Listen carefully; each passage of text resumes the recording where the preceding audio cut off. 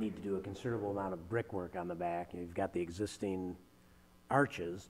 Of openings that are there, converting windows into doors. Yeah. But they would still be individual doors because that's about how wide the windows are. Yeah, not to say But that they couldn't be. combining them into large openings and creating a new arch over them would be really out of place.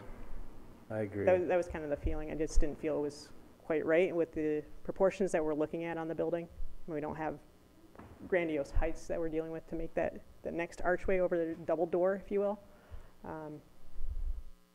And just by the rhythm of how the windows and the doors went, that's kind of how I propose what you're seeing right now as far as those potential doors that could be there. They could be a full light door rather than having something that's, you know, some blocking at the lower level, so you get as much connectivity as possible.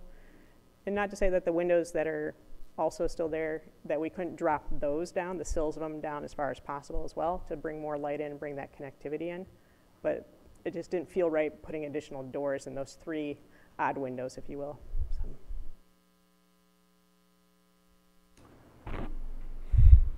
I kind of like option number 2 and number 4.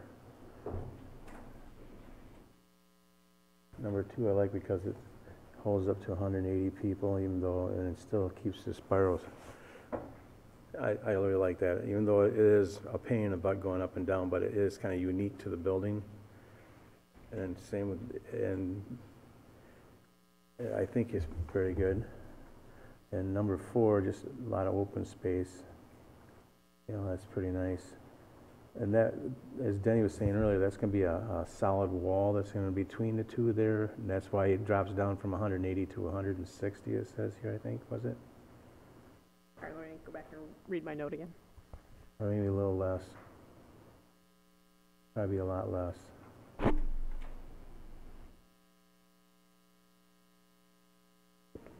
Oh, sorry. The note that I put in there was incidental use rental spaces. The little pop-up things I had shown on that option 2 were just my own note for going through code that says it's permissible to have those kind of spaces within your assembly area, so we don't have to do any special accommodation for those. Okay. Then number 2 would be for just a primary type. Yep. And the bottom one, I would kind of like either one of those. And I think those two kind of they can play well with each other, whether, you know, let's say in the one that's up right now, we have the business occupants, business use at one end, and then the A2, their assembly use. It's not to say that we couldn't have the A2 and the A2 use in this kind of arrangement as well, or vice versa on the last one, business and the A2 combination if you so chose.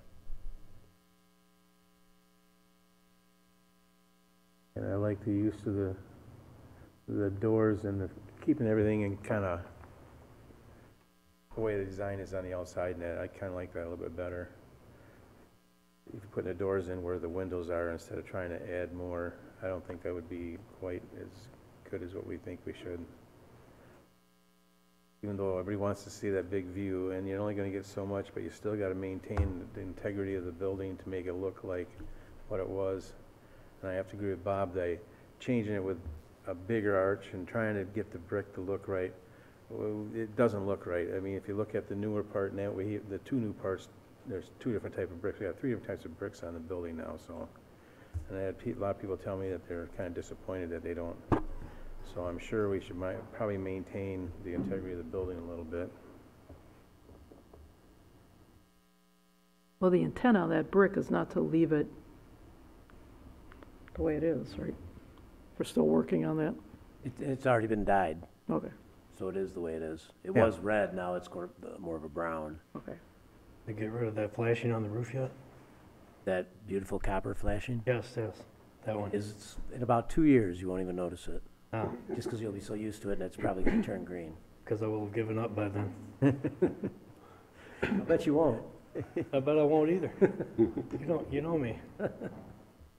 Well, you know, I'm all about historical integrity, but on the other hand, I think it's a shame to have that amazing view and not use it. So I don't know if there's a way to do it, but I'm not going to give up on the idea at this point, because That's just a shame to, we got the best view in town and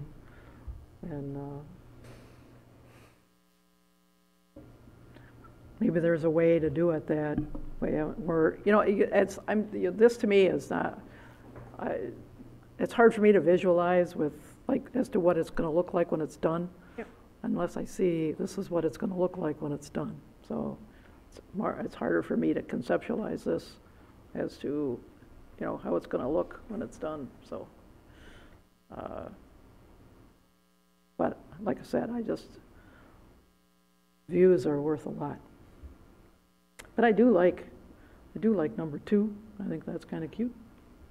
Or number 4. I gotta agree with Mike. Yeah, I like number 4. I like that open space.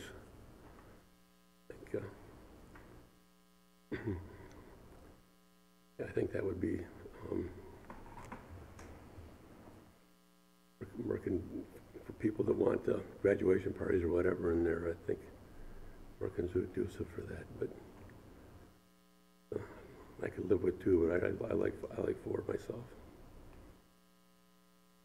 To put a finer point on the stairway issue, would it be preferred to make that, as Bob was talking about, run that stairway north and south so that you can make more use of the basement? We'd be able to get, is that the idea there, that you'd be able to get bigger things up and down more easily?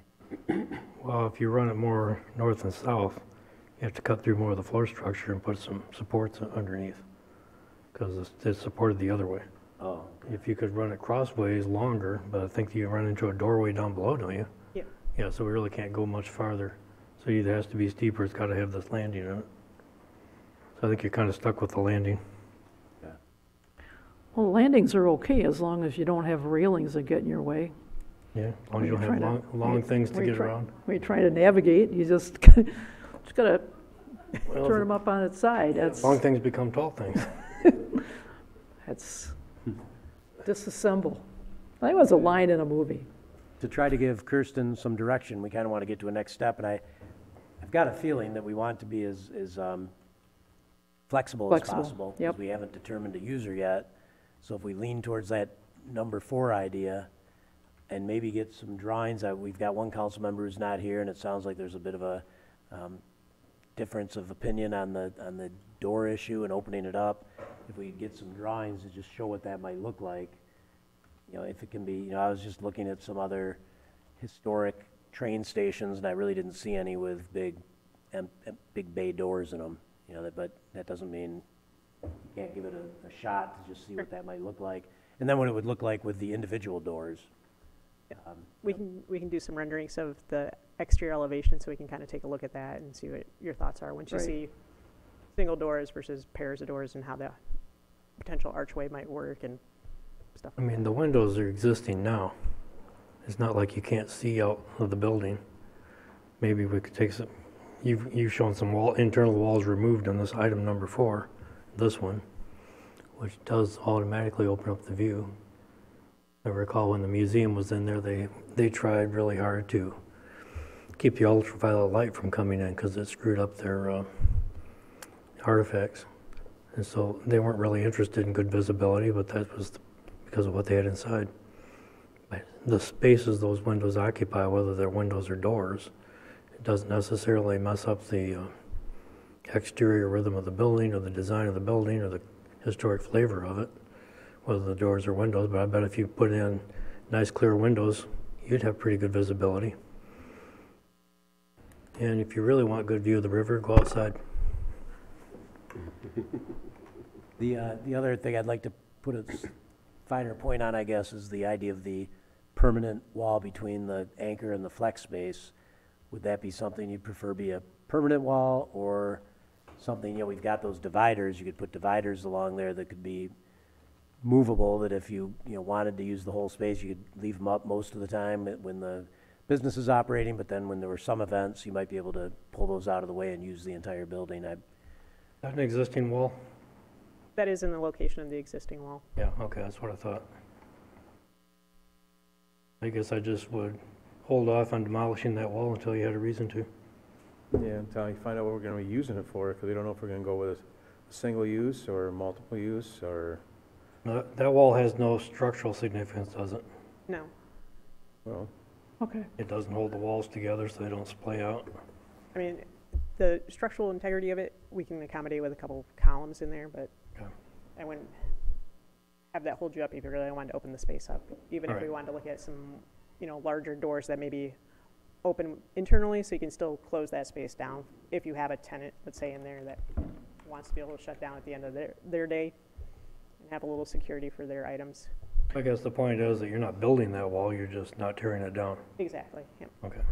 Well, the way it's drawn right now is not the way it currently exists. No, but it's partially there. But it's partially, yeah, exactly. It's mostly there, and we're making minor modifications to it, so. so we can be there or not, so it's no big deal one way or the other. So, Correct. I would like to see the room opened all the way up if it could, so, if you could leave the wall there and be able to open it up wider than a small door, then I guess I could live with that, but if, otherwise I just soon put a temporary wall up there, instead of a fixed wall, but. Well, we've got all the room dividers that we can, on wheels, that's in there. Pardon? We could clean those up, Yeah. they've got a little nicked and dinged. They're really cool with some museum old photos on there. Stuff on it, yeah. But I guess what we could do is leave that wall in place as it is. The opening's fairly generous right Mhm. now in the middle. So it would leave that, it would feel very open. And we could maybe have a temporary panel or something that would go in there when, in the short term at least. But I'd like to get Kirsten, if this is what you'd like, we can start talking about the anchor. Which one of the anchor tenants would you like to engage further? We've got, the variety of inquiries we've had, and without exception, I think they're all still interested. I get periodic contacts from them saying, hey, what's going on? We're still interested. So I don't know if you've got a desire for me to re-engage each of them and ask for numbers from them to try to give us some basis of comparison, to start ranking them one over another. If you prefer What's buying the, options what's over- the square footage of that end? Where you have the word anchor, what's the square footage of that? I mean, if this is where we're going, that's gonna start directing you toward one of the options. Somebody may not fit there. Okay, so I could re-engage them and give them a square footage I number. think that if this is where we're leaning, you ought to tell them that's what we're thinking. Okay. If they come back and say, I need another 100 square feet, we gotta think about that. also we can find out if they're willing to invest in the building for us, so we don't have to put any money into it also. Make it a long-term, if they want to, we give them designs that we would like them for the exterior and stuff like that, if they want to invest and make it long-term, like we did with Snug Harbor. Steve keeps reinvesting in that, same thing. That way it doesn't come out of our pocket, we don't have to be subsidizing it. That's my whole thing, is we don't need to subsidize another building. Gotta make sure that it will sustain.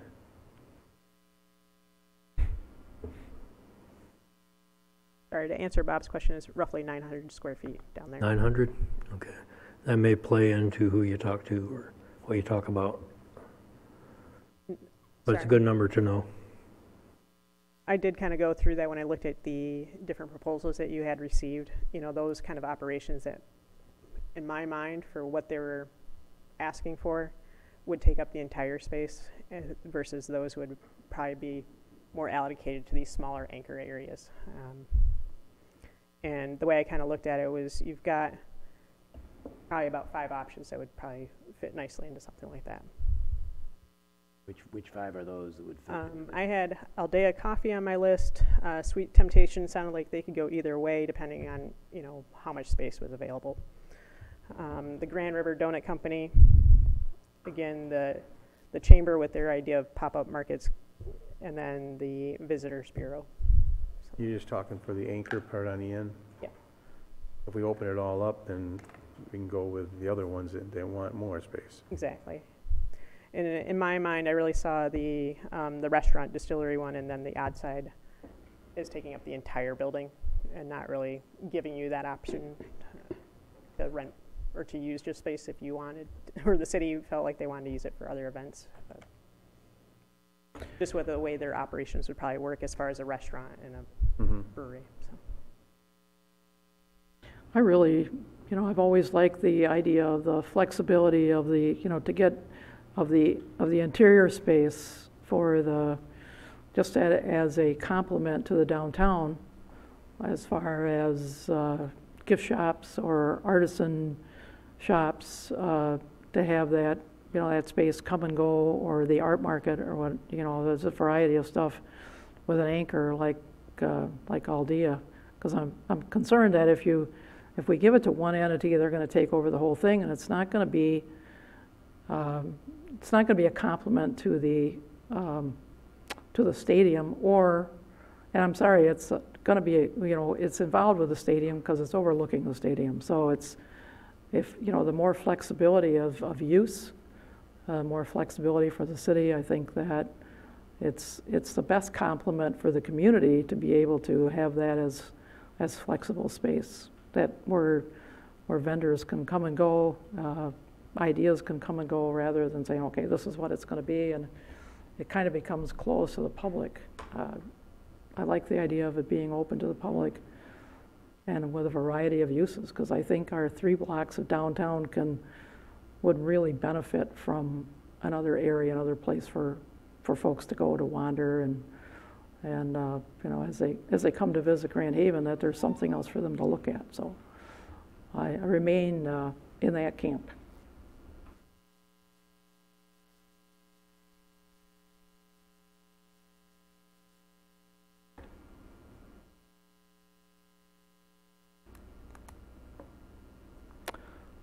Well, I'm still a little bit needing a little more direction, I think, from City Council about what our next step ought to be. There's a little chicken and egg here going on. Do we define what the space is going to look like, and then, because I guess maybe we make a decision on what the space is going to look like, and then that gives me something to move forward, trying to engage these interested parties and talk to them about how much they're willing to invest. There is the concept that we've had significant interest in support from, philanthropic interests who might help us with the investment, with the capital costs, not the operating costs. But they're not real interested in helping us with the capital costs if we're just going to rent the whole space to a single tenant. If it's going to be a tap room or a restaurant or something, that's fine, and I think we should ask that tenant to then cover the cost of building it out like they need it to be in order to use it.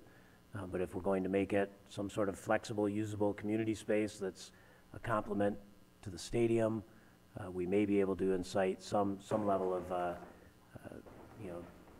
charitable support, as well as the state of Michigan MEDC has shown some interest in perhaps having this as a placemaking project. We may be able to apply to the state to get some funding. I'm not sure if that state funding would be available if it were a retail type operation. The impression I got was that it would not be. Is that Diane. if there's zero retail or a percentage? There has to be a placemaking Okay. component that's like a gathering space for public use. That's Diane Sheridan from the DDA. I don't know if WAWL listeners could hear her, but she did say she thought that if the entire space was occupied commercially, we may not get participation from the state, but if there were some sort of a sharing of space, with some of the space being public access, that we may be able to get some support from the state. I don't think we ever talked about it being 100% commercial or retail. There was always some open public component to it, any conversation I was part of.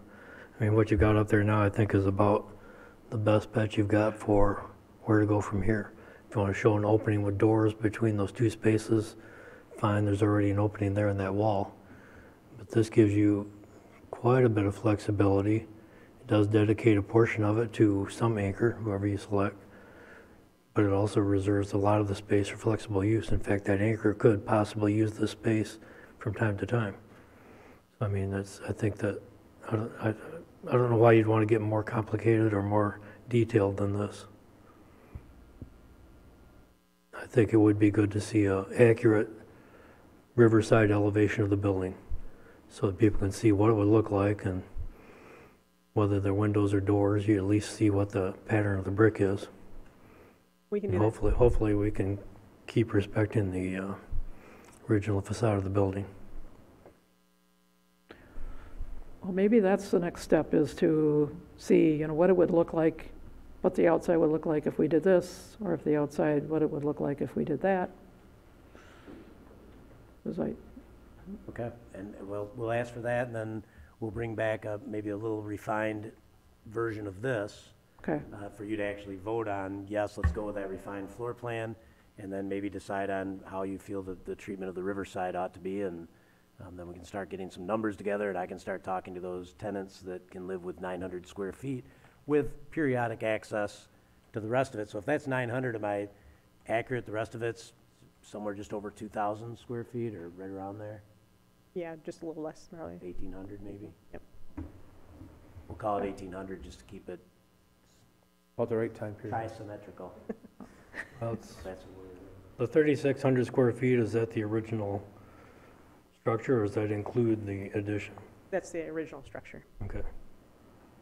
So you'd have about 2,500 or something like that, potentially in your open area, minus that little stairway in the corner.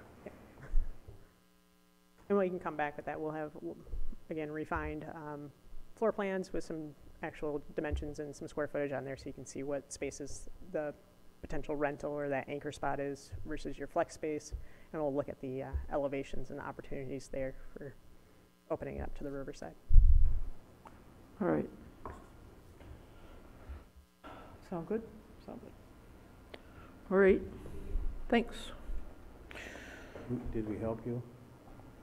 Did we help you a lot?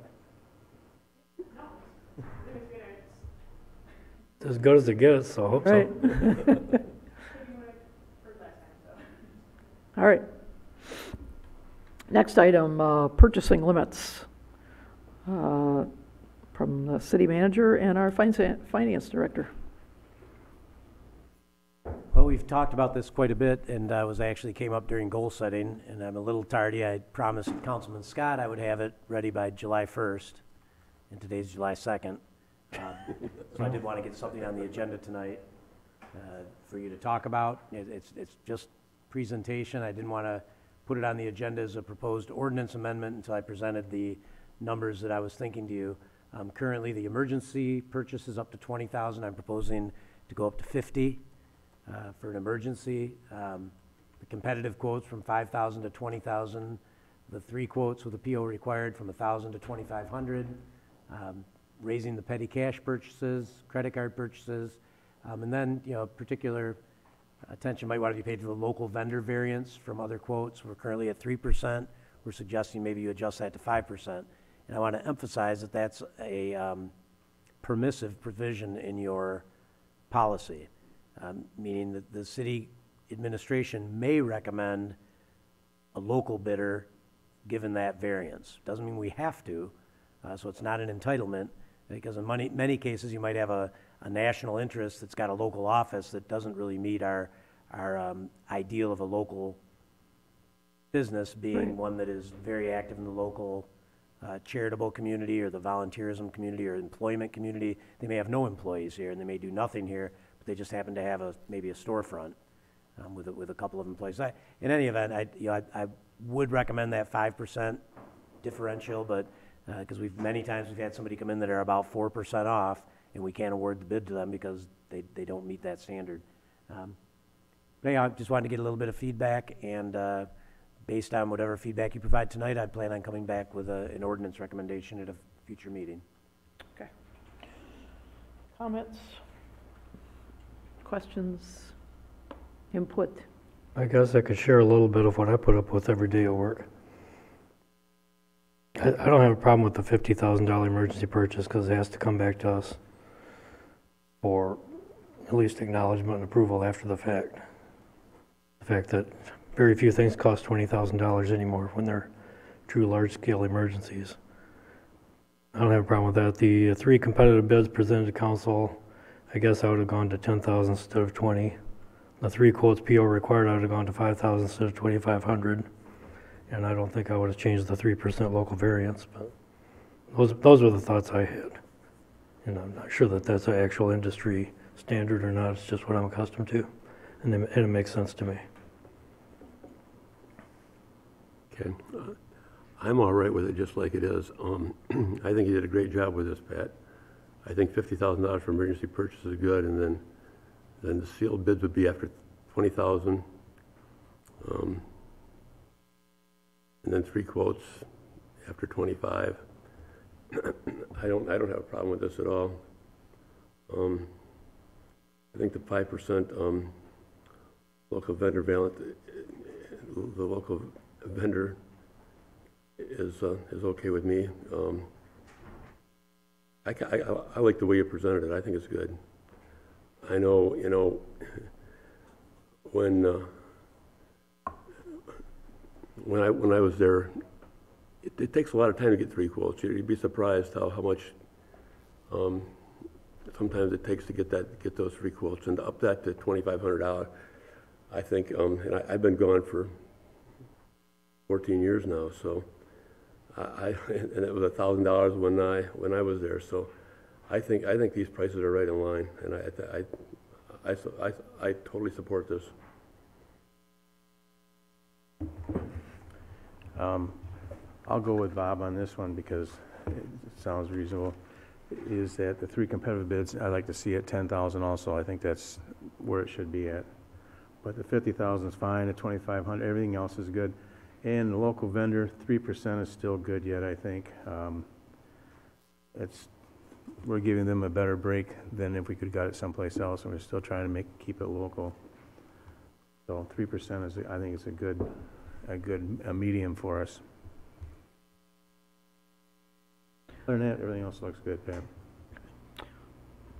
I'm good with this, and I don't mind going to 5%, because I hate for somebody to meet it by, 3.5% or 4%. So I think 5% is fair for keeping it local. So I don't have a problem with that, with taking things the way they are. Of course, then that guy who's at 5.25%, 5.25. he misses out. Then that's the way it goes. If you want to see the river, go stand outside. There you right? go. I can live with that. That one's gonna stick around for a while. I'll keep bringing it back. No, because I know we've had instances where it's really close, but not quite 3. So I don't, whether we want to do it 4, 5 is it's an easy number to multiply. So I don't have a problem with 5. Not that has anything to do with it, but. Well, 1 is an easy number to multiply. That's the easiest number to multiply. Actually 0, because then everything zeroes out. It used to be 0 when we first got on there. I remember that. I would suggest the 3 quotes PO required the third line go to 5,000 instead of 2,500. So there again, 3 quotes, whether they're sealed competitive bids or just over the phone quotes. I mean, there's not many things you buy for $2,500 anymore. Yeah. We've noticed that on a lot of things we've seen come across our table here.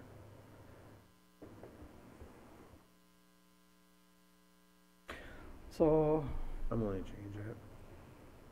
anybody want to make a change? Or we want to, I got some feedback here. I think based on what you said, I think I can fashion something that will garner majority support. Okay. I'm probably gonna want to, Councilman Brugger perhaps, I can rework this. I don't think we're in a rush. right? And there are some thoughts that I've got based on your conversation tonight that I'll refine and share those with you. Very good. All right, Well, we've already waited 25 years since the last time this was set. A couple more months won't hurt. And I brought it up 2 other times before this and struck out in the end. Yeah, I brought it up several times. Yeah, so I'm hoping to bring something through this time and Well, it sounds like you got interest right now, Pat, so Right. hang on. You're doing fine. strike while the iron is hot, as they say. Don't let it slip away. Right. I will see this on the 16th.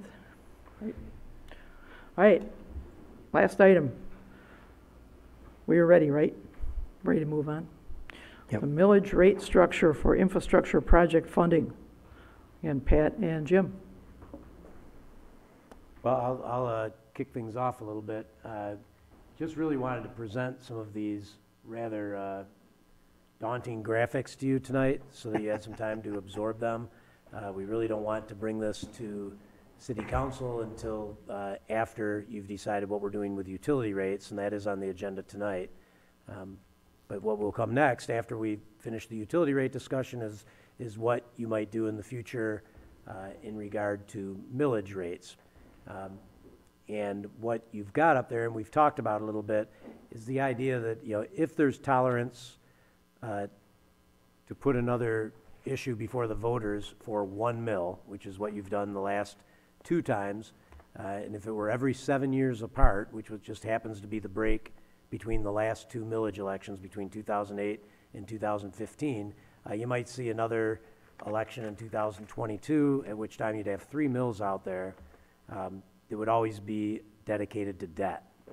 And eventually in 2028, when one comes off, there would have been another 6 years, 6 or 7 years would have elapsed, and maybe at that point you do another debt, but you're always in debt that way. And listening carefully to City Council's more recent discussions, seems like there's a preference to work our way away from a debt funding solution to a pay-as-you-go solution.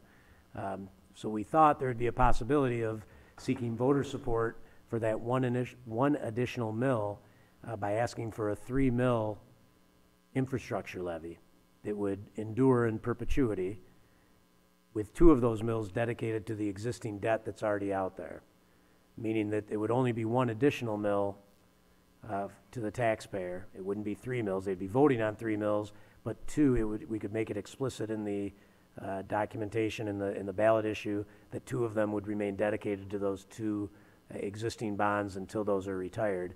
And what Jim's done here is graphically shown you, if timed correctly, it could actually be a millage reduction in a couple of years, and maybe I'll let Jim explain that a little bit. Yeah, we have 2 millages that will be running out, one of which I know you're going to be real happy about is the Grand Landing debt support millage will be running out in a couple of years because that debt will be paid off in 2021, the fall of 2021. Then you also have the community center millage, which is going to fall off. That one was a 20-year millage, and it is renewable, but you would have to go out to the voters in order to renew that millage that way. This the top graphic really says, okay, well, we're about time ready for our next bond as far as that goes, for the next influx of money. And the stair step is intentional on the upper graph, because the hope would be is that as we go out into the future, we would have less and less millage going out there. The reality is the next graph down, where you show where we show the dark, is that purple? You show that color in place, and what this is basically saying is it's a very complicated millage structure to sell to the public and say, you know, we're looking at an average of 3 mills continuous for the next number of years. Your idea of sustainability is critical when we consider this. But if we go down to the 3rd chart, what Pat and I are looking at considering and bringing forward to you is that, well, all of that millage is going to be related to infrastructure in some fashion. So we might be considering the possibility of going out for 3 mills. At the same time we go out for 3 mills, we would not levy the current debt millage that are out there, but that 3 mills would pay that debt off, and gradually we'd have more and more funding for infrastructure projects. Again, I'm looking at this as being the street side of the process, streets and roads and sidewalks and those kinds of things, as opposed to adding this millage to water and sewer fund purchases and that kind of thing. So that's at least what I'm looking at. And I was trying to wrap my head around how do we show this graphically, and this seems to be the best way to proceed. So, you know, it's certainly your choice. It's one of the things that has come up as an interesting prospect.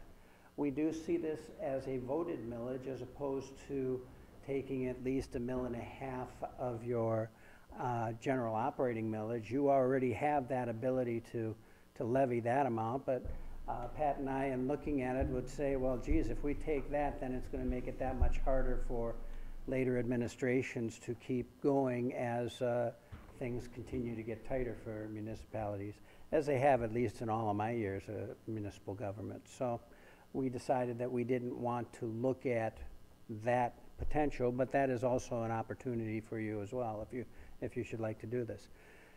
To say that we are solving the problem in the future, no, we're not, but we're at least trying, as we did this last number of years, to do something, and to do something significant. So that's what this part of the process is to say, yes, we want to continue to work on the infrastructure.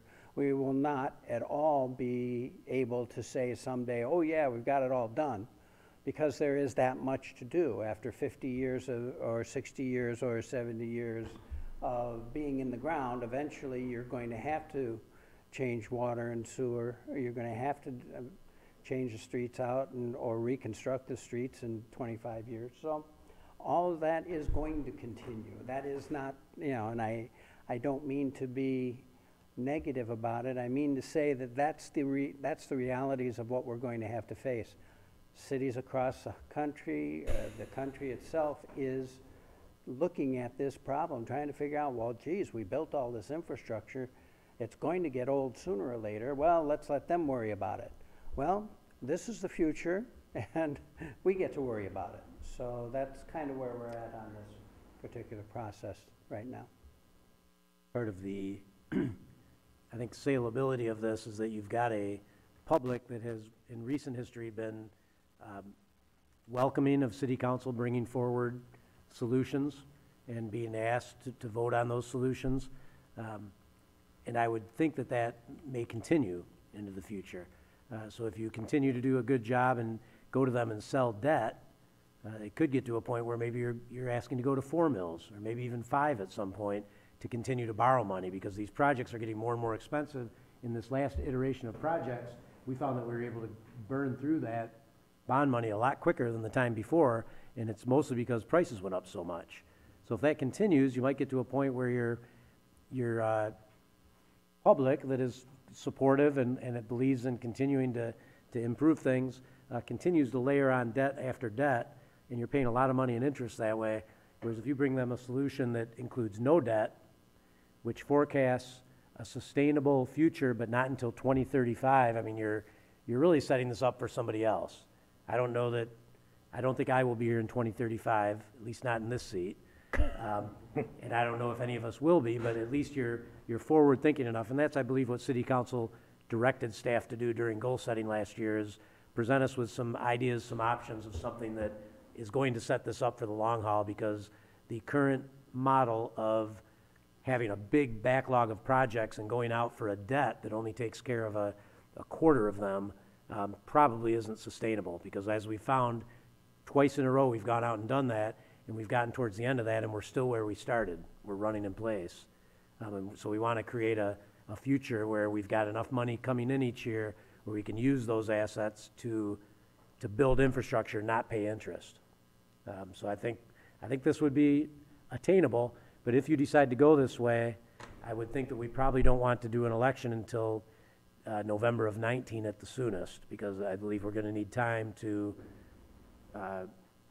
provide the information to the electorate to get them ready for it, because that's a big decision. 3 mills is a very big ask, but I think we need to show that we're taking 2 mills and dedicating it to current debt, and we're leaving them at a lower millage rate overall than where they're at right now in 2 years.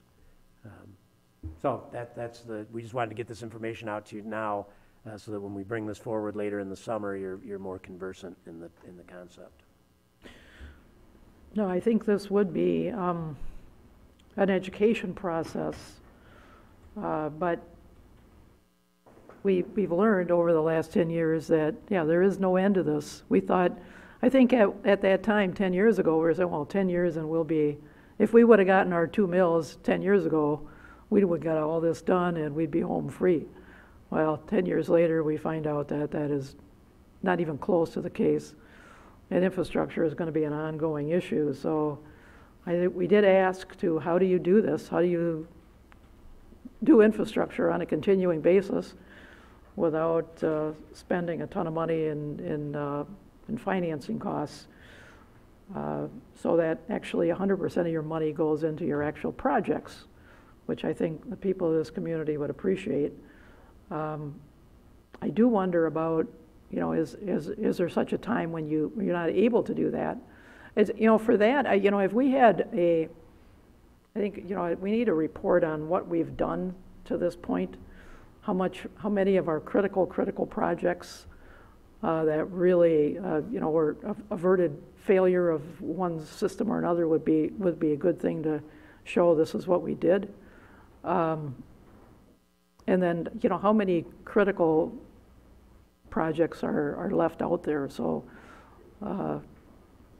what are the worst projects, or the most serious infrastructure projects that we need to tackle? And so, but I think When we talk about $38 million, which we did in 2004, and we said we have $38 million of high priority projects. And that didn't include all the medium priority and all the lower priority. But we had $38 million of high priority projects, and the city looked at it, and we established a single mill which generated $9.4 million. We added, through other grants and such, enough to be able to make that $9.4 million solve $15.3 million of projects. So we know how to use the cash, and we know how to make that consistent. The only problem is, and this is why I say the future is going to be something like this continuously, is the fact that we went back and did our study again, and we've got about $38 million worth of things to do, and they're still high priority projects, and there's still things that do need to be accomplished somehow. So I'm seeing this as a way to continue to invest in those things, to work off debt, get that gone, so that you can use more and more of these dollars just for the projects and generate that stronger use of those dollars rather than paying the banker and that kind of stuff. So it's going to be continuous as a problem, and again, it's not usual. It's something that's or it's not unusual for Grand Haven. This is something that's happening everywhere. Great. Do we haven't really had a chance to discuss any of this. Time to end the work session. Do we want to hold this over into the council meeting? Were you looking for direction or just throwing information out here? Present this information to Okay. you, because it is kind of heavy stuff. I think we've accomplished what we set out to do tonight. Very good. So we're good? We're good. Okay, all right. I think so. Okay, in that case, I will adjourn our work session and call to order our city council meeting for July 2nd, 2018. Linda, would you call the roll, please? Manetza? Here. Scott? Here. Fritz? Here. Caleb? Here. Our invocation this evening will be given by Pastor Joe O'Neill, Nortonville Gospel Chapel, Spring Lake. Please remain standing after the prayer for the Pledge of Allegiance. Good evening, Council. After hearing just a few minutes of your deliberation about the taxes and all the projects that the city has to undertake, we certainly need wisdom from God. So let's do that. Let's ask Him. The Bible says that if we ask God for wisdom, He'll give it to us if we trust Him. So let's ask God for wisdom about these matters and the other things that are on the agenda tonight. Let's pray. Thank you, Father, that you have created us. Thank you that you have loved us with an everlasting love, for sending your Son as the Savior for all who believe. We need wisdom, Lord, from you. We need wisdom in our personal issues, the family issues.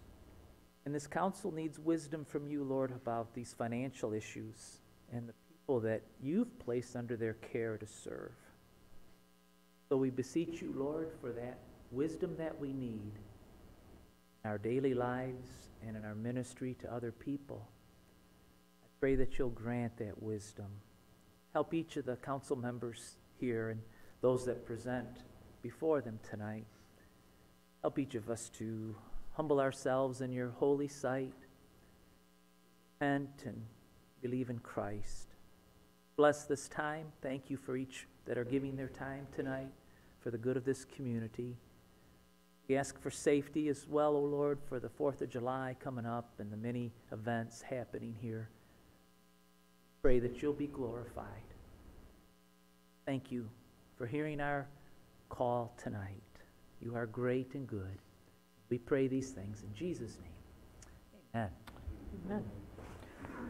I pledge allegiance to the flag of the United States of America and to the republic for which it stands, one nation, under God, indivisible, with liberty and justice for all.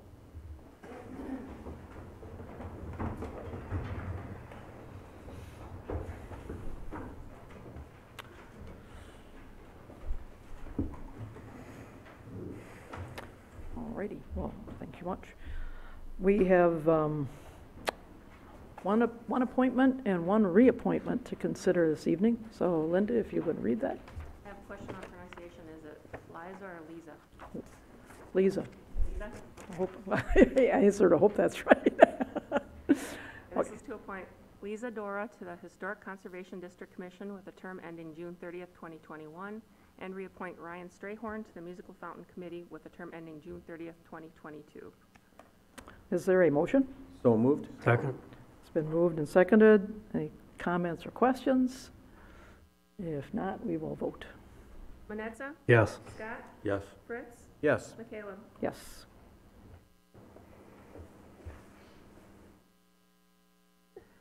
And I have Lisa come up to the podium.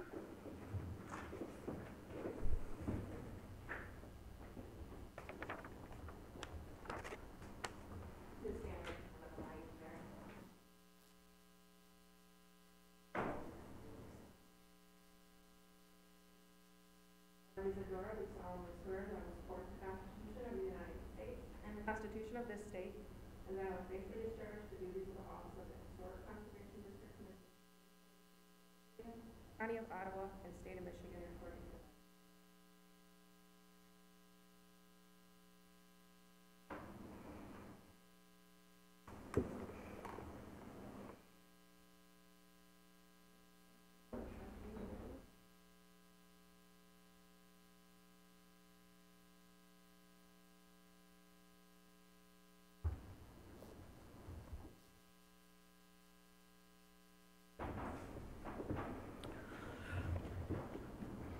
Okay, we are to the approval of the regular and consent agendas. Are there any changes?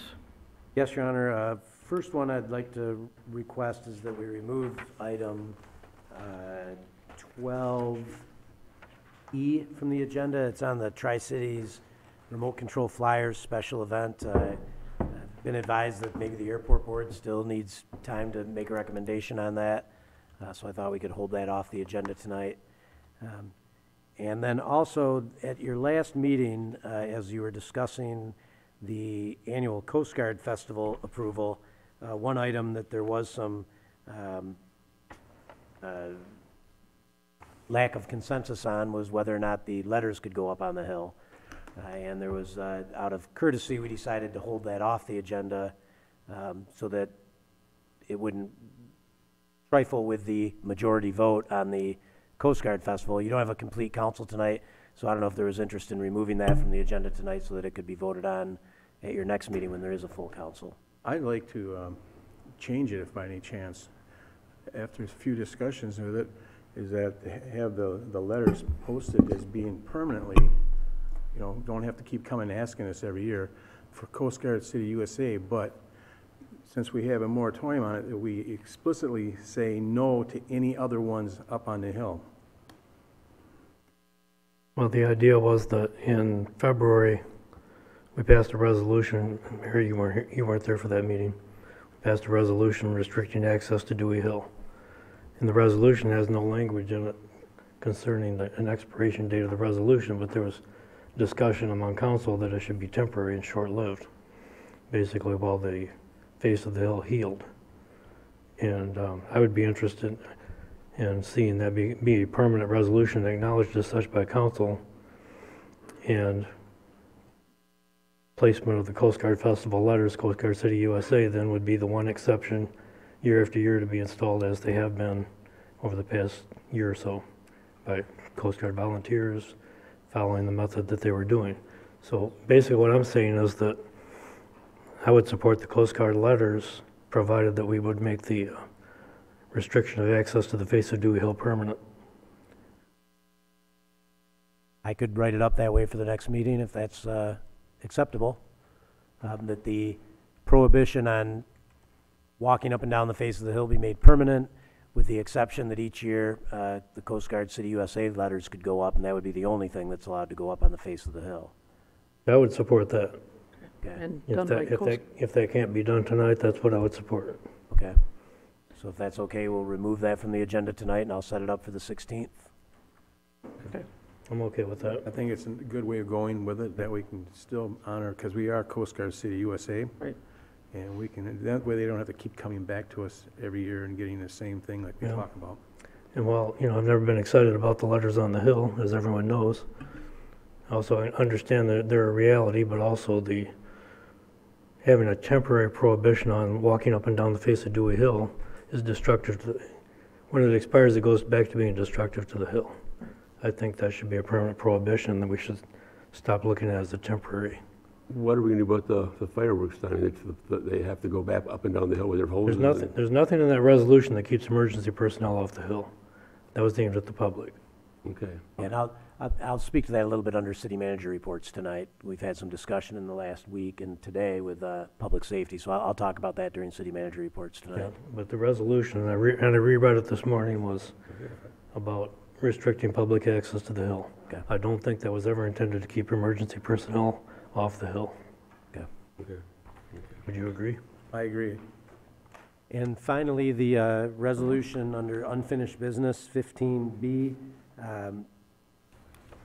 It should read that the proposal, and the proposal that's in your packet is, and that was discussed at your last meeting, was sewer rate recommendation of 11% this year, 8% in the next 2 years, and then water rate adjustments of 5% this year, and then each of the next 2 years. That's how Linda will read it tonight, and I think it's what we all expected to see on the agenda tonight. okay.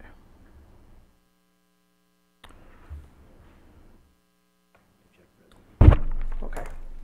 So I need a motion, any other suggestions? No, but with those changes, I'd make that motion. Okay, all right. I'll second it.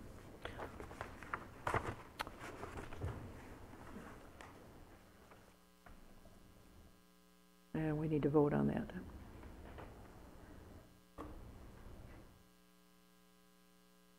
Scott, Yes. Fritz, Yes. Manetza. Yes. Michaela. Yes. All right, general business, call the audience. This is the first of two opportunities for anybody in the public to address the council on anything you have on your mind. If you'd like to address city council, just come on up to the microphone, tell us who you are and where you live, and what you'd like to talk about.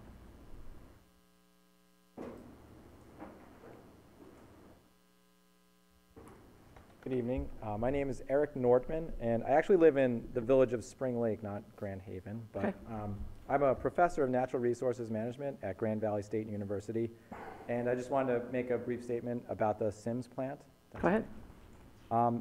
So I was reading through the materials that the council has provided, and it said that the operating expenses, and especially the engineering report, said that the operating expenses for the Sims plant are now $60 a megawatt hour and are forecast to climb to $110 a megawatt hour in 2021. And it's going to require a $35 million investment to keep online. And Black & Veatch noted that the Sims plant has reached the end of its useful life. I've been also reading about Consumers Energy and their integrated resource plan that they recently released. They are retiring 2 of their units at the coal plant down south of here, the Campbell 1 and 2 units, in 2031 when they reach the end of their useful life. And then they'll retire Unit 3 in 2040. consumers said, and this is a quote, new natural gas plants are not competitive when compared to renewables and demand-side resources, especially if further cost reductions are realized. In their plan, they concluded that a new natural gas plant would cost about $60 a megawatt hour, wind at 70, solar at 90, and battery at 140. So all of these costs, with the exception of battery, a new natural gas, wind, and solar are all less expensive than the forecast costs for continuing operation of the Sims plant. So I would encourage the City Council to take a look at the Consumers Energy Integrated Resource Plan for technical guidance on how to move forward. All right, appreciate it. You bet, thank you. Anyone else?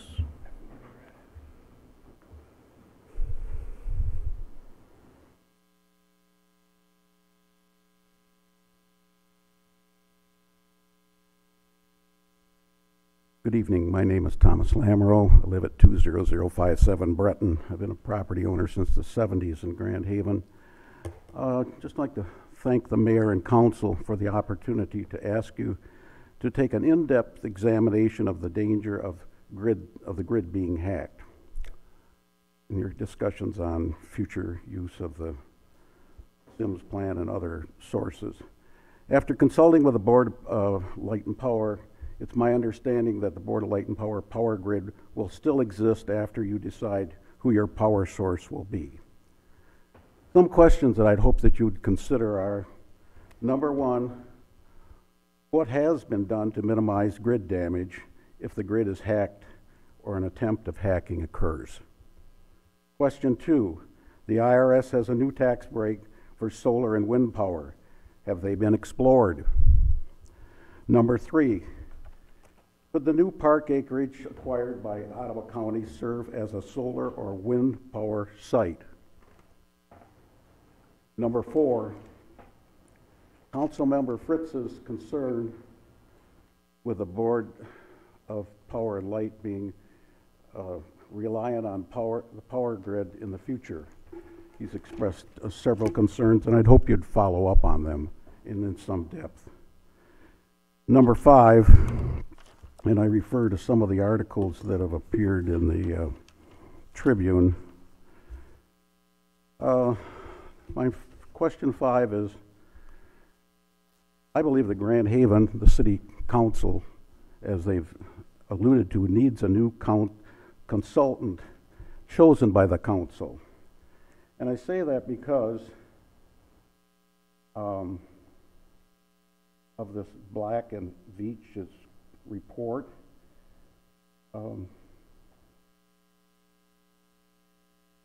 They state that inspection and test reports are old and may not be representative of the equipment current condition. Well, if this consultant was hired to bring them up to date and to fill them in on information, and they say and they've been on since the start of things, and now they come back and say, well, the inspection and test reports are old and not representative of the equipment's current condition, I would say that pretty well reinforces your idea that you need a new and independent consultant to base some of your, hopefully to base some of your actions on. The mayor has expressed some concerns in the council of that there's a lot of unanswered questions concerning the closure of Sims and being totally dependent on the grid for its energy needs. I concur. I think that's a question that has to be answered or should be answered. It can be skipped over, of course. And I think the residents have to be aware that I don't think there's any real easy answer to this. And the more independence that you have, I think the better you are off. I would say it's something that you, I look at having had property where consumers is and where Board of Light and Power is. And when you compare their response times as far as when something's down, Board of Light and Power is way ahead as far as fixing things on a local level.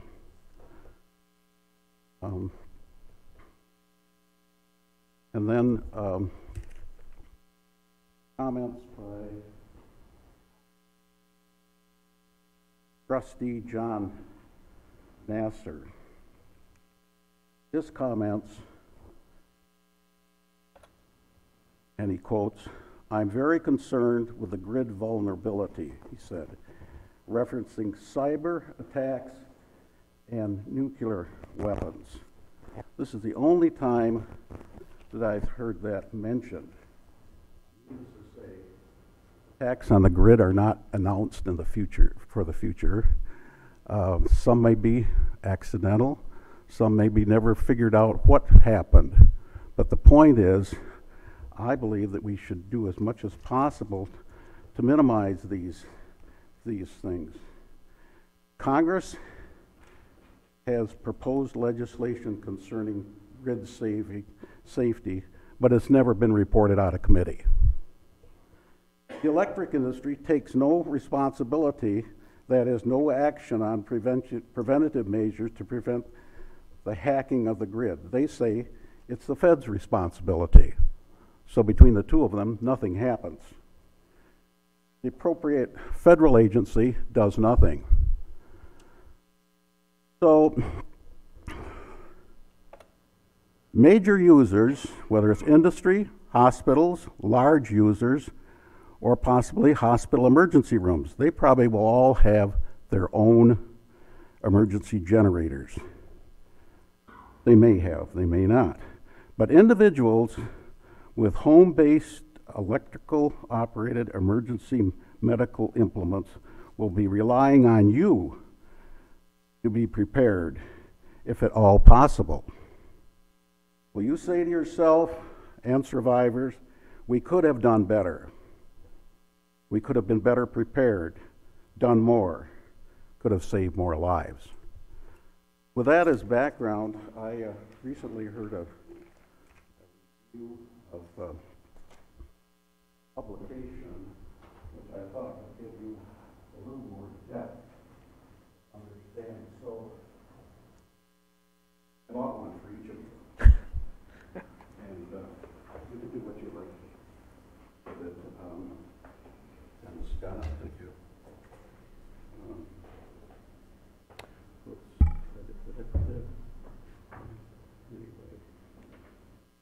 Okay, I guess two to you.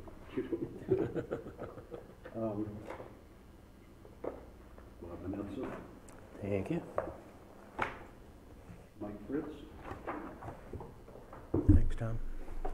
and Joshua.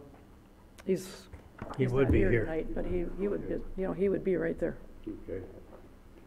And Mayor, Thank you. did I miss anybody Oh, you're good. as far as the people concerned? I have heard of Peter Pry. He's an interesting fellow.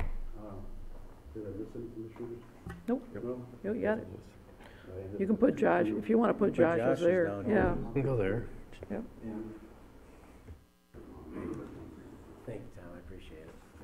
so, I put some page numbers, these give examples that I found interesting. Go to the microphone so people at home Oh, can hear yeah. you. Thank you, Tom. I put some page numbers in there, certainly not limited to that, but they give you examples of accidents and what could have been done, what wasn't done. It's not limited to that, I just thought you might like to look at them or not miss them. Everybody will take away from this whatever they choose. Thank you. All right, thanks, Tom. No, I've heard Dr. Peter Pry give a couple of presentations, very knowledgeable fellow, so I appreciate that. Anyone else would like to address council at this time? If not, we will proceed with our consent agenda. So Linda, if you want to read that. To approve the bills memo in the amount of $419,345.19. Approve an agreement with Electrical Inspection Service, LLC, to conduct electrical inspections for the City of Grand Haven and authorize the mayor and city clerk to execute the necessary documents. Approve the 2018-19 MISHDA HEP Grant Award for Neighborhood Housing Services in the amount of $30,000 to allow NHS to provide education services from July 1st, 2018 through June 30th, 2019, and authorize the mayor and city clerk to execute the necessary documents. Approve the VFW Post number 2326 Coast Guard Entertainment Tent to be held on Thursday, August 2nd through Saturday, August 4th, and allow for the consumption of alcohol and amplified sound. Approve the revised request to hold the Blue Star Gold Star Memorial in the Lynn Sherwood Waterfront Stadium on Friday, July 27, 2018, from 1 o'clock p.m. to 2 o'clock p.m. Approve a request to host the Michigan Challenge traditional sailing event to provide sailing tours to Blue Star Gold Star families, veterans, and children from the Grand Haven Municipal Dock on July 27th through 29th. Permit and direct that the anchor be raised on Dewey Hill for the 4th of July Independence Day celebration in recognition of our armed services. And recognize Love Inc. of the Tri-Cities DBA Love in Action of the Tri-Cities as a nonprofit organization operating in the community for purposes of obtaining a charitable gaming license. All right, is there a motion? So moved? Support? It's been moved and seconded. Any comments or questions on any of these items on the consent agenda? Is the Coast Guard Entertainment Tent for VFW Post the same request as last year? Is there any difference? Yes, it is. Same hours, same everything? Yes, sir. And the, Okay, anything else? Oops, I'm sorry, just gonna verify that the, where is it? The vessel that's going to transport or give rides to the Blue Star Gold Star families, that is a nonprofit, but they might charter evening cruises.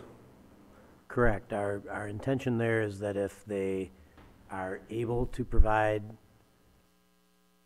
cost-free services to Blue Star and Gold Star families, 3 per day, during their visit here, we would waive the dock fees. If they don't provide those free trips, we would charge them full dock fees. Okay. And then if they provide evening cruises or whatever they do, that would be fine. And I don't know that they're going to be able to provide any. Shara's here tonight. She's talked directly to them if you had more questions. But they don't have those trips lined up yet. They believe that when they get here, there'll be enough word of mouth and enough, word of mouth advertising that the Gold Star and Blue Star families will come to them and take advantage of these daytime cruises to the tune of 3 per day, which we thought that would be very nice, and we'd like to be a part of providing that service to our local Blue Star and Gold Star families. Well, if it turns out they don't give any free tours, we believe they should pay to have the privilege of docking there, just like anybody else would. But if in addition to those cruises, if they did a chartered evening cruise, we would consider that to just be a fundraising effort on their part for their organization. Yes. And it's a little bit unusual because this is their maiden voyage. This is the very first, I was going to say road trip, but I guess not a road, sea trip that they've taken with their new vessel. They're a new nonprofit out of Traverse City. Oh, they've not been doing this. This is new. This is new. Oh. Yep. I guess we'll see how it works. First season. And currently, we have nothing else planned for that space during the Coast Guard Festival, so it'd be nice to have an interesting ship there if we can. Now, we saw a proposal recently for another possible enterprise in the future that would use that dock if it gets off the ground, probably next year. Next year, if this comes around, would we manage that conflict, or would we say our local guy gets preference at the dock? Well, I think if we struck a business deal with our local guy, he would want to use it during Coast Guard Festival, but Okay. So this might be a one-time thing. one-time deal. Understood. Now, it's possible they might be able to moor along the seawall or something in the future, and we may be able to make arrangements to do that, but as long as the space is open, I credit Shar with being creative and seeking out somebody to take that space during Coast Guard. Right now, it sits empty. You can get some traffic down to those shops down there too, Oh, yeah. going to it. That's very good. And it is a tall ship out of Traverse City, so it'll be an interesting vessel in any event, whether it's anchored down there or, I think, does it say they were going to give tours? They'd give tours of the schooner. So it'll be interesting to see whether it gives public tours or private tours. It's going to be an interesting boat coming into our harbor, so hope it works out for everybody. I took a brief excursion on a boat like this, and when I was in San Diego on a vacation, and they had us hauling ropes and pulling up the sails and everything, so that was an interesting experience. I hope these kids get that same experience. Yeah, absolutely. So, all right, anything else? Any other questions? Ready to vote? If not, we are ready to vote. Fritz? Yes. Manetza? Yes. Scott? Yes. McCallum? Yes. So at this point, I will open a public hearing concerning a request to approve the application for a transfer or new SDM Class C liquor license with Sunday sales, banquet facility, outdoor service, dance, and entertainment permit for Nodos at the Bilmar. I'm not going to go through. That'll be easier than the other stuff that it says right here. Besides, then everybody will know who it is. So is there anybody here that wants to address this public hearing at this time? Step up to the microphone and say your piece.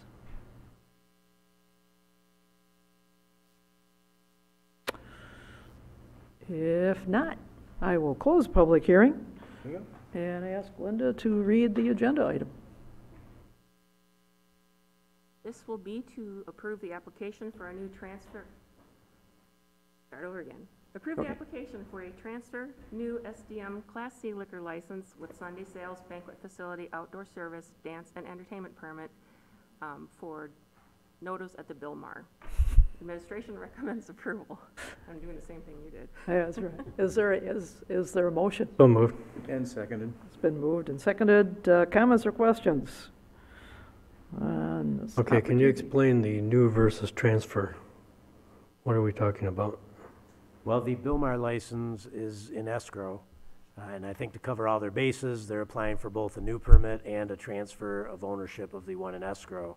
I believe there's also some subtle differences between the existing Bilmar permit and the new Napodi? I tried it. Close enough. And so the Sunday sales, banquet facility, outdoor service, dance and entertainment permit, I think they wanted to cover all their bases of the things they intend to do there. So I believe this is a kind of a shotgun approach. They're applying for both permits and asking for city council approval. Now, it's up to Michigan Liquor Control whether or not to grant that, but I don't believe it means that they can open up two different buildings or anything else. I mean, they're going to be on the same footprint, and I believe we have one, if not more, representatives from the family here tonight. If you have any direct questions of them, and Chief Hawk is here as well. They've run the public safety review of the application and can answer any questions you might have of him. Now, I went to a seminar at MML once where they talked about liquor license, new versus transfers versus existing. And according to the opinion of the Michigan Liquor Control Commission, cities can only approve new ones.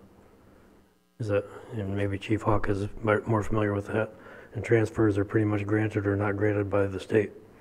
That's exactly why it's before you, because they did add the new license onto it. So, If it was just a transfer, I don't know that you would need to vote on it. I'm wondering why we're considering the transfer at all.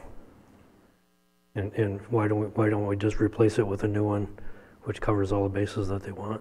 Bob, I think you're correct. I think City Council, per our ordinance, considers the new application, and then the license and escrow will be worked out between Nodos and Michigan LCC. Okay, and I think that regardless of our ordinances, the State Liquor Control Commission has the opinion that transfers aren't our business. I think you're correct. So we're looking at the new license tonight. So regardless of the motion before us, I think we're actually discussing the new liquor license. Yep. Right, you're doing the new liquor license tonight per our ordinance. Okay. I think that helps. All right. We don't have to change anything on our agenda item, do we? I don't think so. I think it still accomplishes what you need to do. And I'd be happy to share with you the paperwork is not crystal clear. The paperwork from the state has both in the language, the transfer and the new, so it's a little bit perplexing, and I didn't want to miss anything, so I thought I'd include them both, but if all we have to do is approve the new one, I think this resolution covers it. Okay. All right, that's our job. Okay, And we can pass it on to the state and they make up their decisions, so this is good. right. Any other comments? Nope, I think we're ready to vote. Manetza? Yes. Scott? Yes? Fritz? Yes. Michaela? Yes. All right, next item, first item in new business. To approve an equipment replacement purchase in the not-to-exceed amount of $148,442.18 from Truck and Trailer Specialties. The administration recommends approval. Is there a motion? So moved. In support. Okay, so Matt, Good evening, council. good evening. My name is Matt Wade, Streets and Utilities Manager, Public Works. Bringing this 5-ton dump truck to you guys tonight, requesting your approval to replace the truck within our 2018-19 capital plan. It's going to replace a 16-year-old dump truck that we have right now. Does most of our plow work in the winter. Runs almost 24/7, 4 months of the year. It's in some pretty significant need for replacement. Bringing it to you tonight because this is a truck that takes about 10 months to put together, and right now we're looking at next May if it gets approved tonight. Okay, I was gonna comment that your score on this truck didn't look as bad as usual, but maybe by May of next year it will. Yeah. Okay, that makes more sense. One more year on there and you'll be add a whole lot more numbers on it. Okay, well, we're only up to a 17 out of 15 here. Well, it will be used through this winter too. Mhm. Like I said, it'll be 10 months before we get the new truck. Any idea what the truck is worth once you dispose of it? I'm not sure. I can check with our mechanics. They usually put them up on auction. I can check with our mechanics and get back to you on that and see what we've gotten in the past. It'd be nice to know, but it won't have a whole lot to do with what we do tonight. That truck you're replacing, I did the specs on that one in 2000, or 99, whatever, I think was at any rate. But I can remember that was a 270 horsepower, and you got a 330 horsepower coming, so you got a bigger engine than, and I think that one had 750 pounds of torque, where this one's got 1,000 pounds of torque. I read through the specs. You did a good job specking it out. Yeah, and It's a nice truck. yeah, It'll be a nice truck for you guys, but yes, it's significantly it's newer. bigger than what I spec'd out for the other one, but Are you jealous? yes, I'm jealous. Yes, I am. You can see I he's am. jealous. You're right, I'm jealous. I am, yes. That's the new technology now, Cars used to only be I am, 180 yes. horsepower, now they get 500. That's gonna be a nice truck. That's gonna be a nice truck Denny's for gonna you come out of guys. retirement. What's that? Denny's gonna come out of retirement. Think he'll let me drive it? Anyways, yeah, but you did a good job in the specs. I went through them. It looks like a really nice truck you guys spec'd out, so I appreciate your hard work in doing that. And now, I got 2 of those Sterlings at the same time. Do you have one of them left yet? No, the other one was replaced 2 years ago. Was and it we 2 had years ago? Okay, all right, got okay. totaled over All on the right. corner of Franklin. Okay, all right, okay. all right. That's the one that got kind of, Okay, all right, okay, all right, okay. But I remember I spec'd 2 of those out, and then we got 2 different delivery dates, but we did them the specs at the same time, so. But, yeah, good job, did a good job with the specs, it looks real nice. Thanks, Matt. all right, so we're retiring your Yeah, you're terrible, yeah. purchase. All right, Yeah. they're wiping you off slowly but Yes, surely. they are, yes, they are. let's get rid of this. All right. Any other comments? No, I have If none. not, we will vote. Scott? Yes, Fritz? Yes. Manetza? Yes. Michaela? Yes. Thanks, Matt. Next item. Next item is to approve an MDOT state block grant contract for the rehabilitation of the Grand Haven Airport apron and taxi lane, beacon light, and crack ceiling for taxi lane A and B, in the total contract amount of $424,000, with projects covered by 95% state block grant funds and 5% local funds, and authorize the mayor and city clerk to execute the necessary documents. The administration recommends approval. Is there a motion? So moved. Second. Support? Moved and seconded. I don't know if there's anybody from the airport here? Oh, hey Yes, there. there is. That's embarrassing. I'm sorry. Hiding back there. Council, Ben Enninga, Airport Board Member and current Chairman. Yes, we recommend approval. And Anybody have any questions for Ben? Dire need. okay. All right, You don't get much better leveraging of your money than this. that's right, 95%. All good. All right. I Ready? guess we are ready to vote if I Yes. don't hear any other questions. All right, Fritz? Yes. Manetza? Yes. Scott? Yes. McEwen? yes. Next item. Next item is to accept the contract proposal from Abbenmarsh Consultants Incorporated for professional architectural and engineering services to design and construct the Sluka Field Restroom Concession Storage Building in the not-to-exceed amount of $81,300, and authorize the mayor and city clerk to execute the necessary documents. The administration recommends approval. Is there a motion? So moved? Second. It's moved and seconded. Pat? Well, this is a professional services agreement with Abbenmarsh. They were very helpful in us securing the grant in the first place. They've been helpful to us as we've proceeded through the approval process. And should you hire them tonight, this not-to-exceed amount, to put that in context, we're expecting this project to be in the $650,000 to $700,000 range. So that's an acceptable estimate of what professional services would cost us. Our next step would be to bring together the stakeholders and sit down with the architect and do some preliminary design guidance to make sure that the architect gets off on the right foot. And as you'll recall, we've sort of reoriented ourselves to make this a project that's really directed at park users and Tri-Cities Kids League and NORA, who are the historic primary users. The Summer Baseball League users, while we may invite their input and talk to them during this, at this point, they're not at the table with any resources to help contribute to the project as we had originally thought. So I just wanted that to be real clear and just refresh our memories on that. I know Tony McGee's here tonight if you have any questions from Abbenmarsh, and Vester can also answer questions. He's been working on the grant right along. Okay. So the restrooms, Pat, will be opened for the playground people? They won't just be open during when they're playing ball. They'll be open all day long? Yeah, I believe so. We haven't yet established a maintenance schedule, but I would expect that they would be regular public restrooms that would be open during the nice weather, probably closed in the wintertime, unless we put an ice rink down there or something. But we'll talk about that during the preliminary design. Do we want to put a heater in there? Or do we want to winterize the building? That sort of thing. Okay. Well, it's not uncommon for city parks to have restrooms. Yep, I think it's quite an asset compared to what we have today.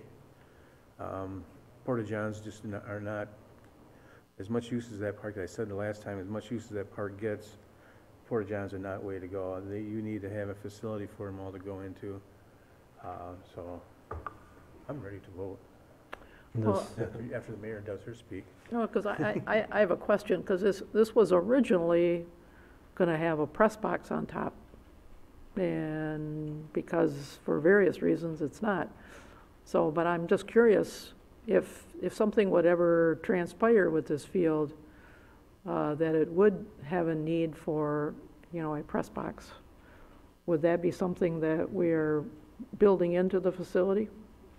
In our discussions with the architect, we'll emphasize that, maybe make it suitable for another level entirely, if that someday makes sense. Also adding grandstands onto either side, or providing for where the entrance would be someday if it does become more of a substantial ballpark. But we'll make it amendable in the future. We won't build it so that you can't add onto it, but right now we're just focusing on the meat and potatoes. It'll be a restroom for a park and a storage for Tri-Cities Kids League, and maybe a small concession window to support the use that we usually see there, which is baseball all summer long. Right.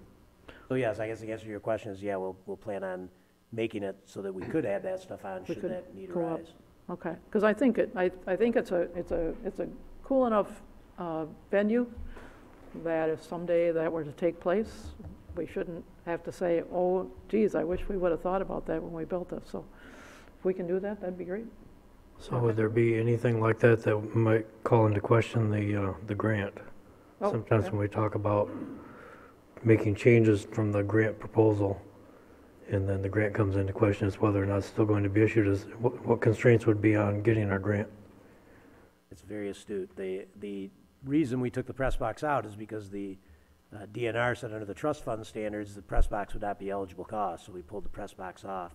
So we'll also have to be very careful about that. However we do build this, it needs to be consistent with the approvals we've gotten based on the scoring we got. But I don't think it means that we can't build it in such a way that we are able to add on to it in the future if we so choose with our own money.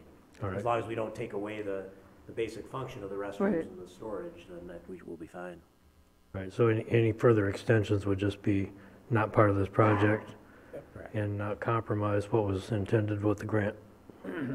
Okay. All right. And will there be, I know that when we talked to the loggers about various things we might do with the field, there was a lot of interest in the neighborhood. Will there be a public meeting in addition to the stakeholders to talk about what's going on there? We could certainly arrange for that, sure, they'd probably appreciate that. Might not be a bad thing. All right, good deal. Just want to cover all their bases, so. Ho, ho, ho, ho, ho. All right, hey, I'm ready to vote. We're really Yes, so. swinging Bad it. puns, right? Hey, we're really swinging at it tonight. Going for the fences. Vanessa? Yeah. I wonder if there's another joke in there somewhere. Fritz? Yes. Michaela? Yes. All right, next item. Next item is to approve an agreement with Walker Consultants to provide downtown parking consulting services to determine feasibility of various locations as a site for a future parking deck at a not-to-exceed cost of $6,900 and authorize the mayor and city clerk to execute the necessary documents. The administration recommends approval. Is there a motion? So moved. And is there support? Support. All right. So do we have, Pat, you want to give us our alternatives here? Yes. The parking study that we did last year in 2017 suggested as one of the long-term strategies, adding more parking and possibly charging for parking. The last three development potentials that have come along in downtown have all three come up against parking availability as significant challenges to why they really aren't able to proceed full speed ahead right now. And in all cases, it's, well, we'd want to talk to the city about some form of infill development. We're going to fill in existing surface parking, which to recreate that parking and perhaps allow for greater square footage downtown, we'd need to go up. We'd need to start thinking about building a deck. There's nowhere to go but up downtown. And the idea of purchasing large tracts and building more flat level parking is cost prohibitive, given the great job city council's done stewarding our city. Property values are way up. So we really can't afford to buy a whole block and try to build parking lots like what we did 30 or 40 years ago when we last built parking lots downtown. So the idea of building a deck has been presented several times, and the next step in talking to developers and looking at our long-range parking plan, which suggested we might have additional parking online in maybe 2020. I think now in 2018 is the time to begin the preliminary study, because it's easy to say, yeah, someday we might have a deck downtown, but then we want to start looking at the actual feasibility of where might the deck be located, where is the development most likely to occur, how's it going to get paid for, how do parking revenues work into that funding formula with the developer's investment, along with perhaps some other funding support from other governmental or non-governmental agencies. It's a big issue, and we have to start somewhere. So we're blessed with two of the best, most well-known parking consultants in the world happen to be in Kalamazoo, Michigan. Both started by the same guy, a guy named Carl Walker, and it was very confusing at first because we just heard about Walker Consulting in Kalamazoo, and we found out there's two of them. So we did get proposals from both of them. The one from Walker Consultants was less costly and more complete and spoke directly to our needs. So that is what's being recommended tonight, and this is just the next step in evaluating the potential, the possibility that we might someday have a parking ramp downtown. Which sites are feasible? You know, everybody has an idea of which different place it might go, but is it really feasible, and does it serve the intended purpose, which is to provide parking capacity for the infill development, which we are prepared for, but doesn't seem to be happening. You know, it's been 10 years since you did your downtown infrastructure project, and the projects that do come along generally stumble over the parking issue, and they can't proceed towards reality unless we meet this issue head on.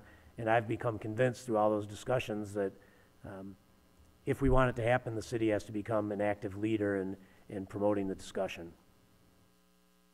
Right, okay.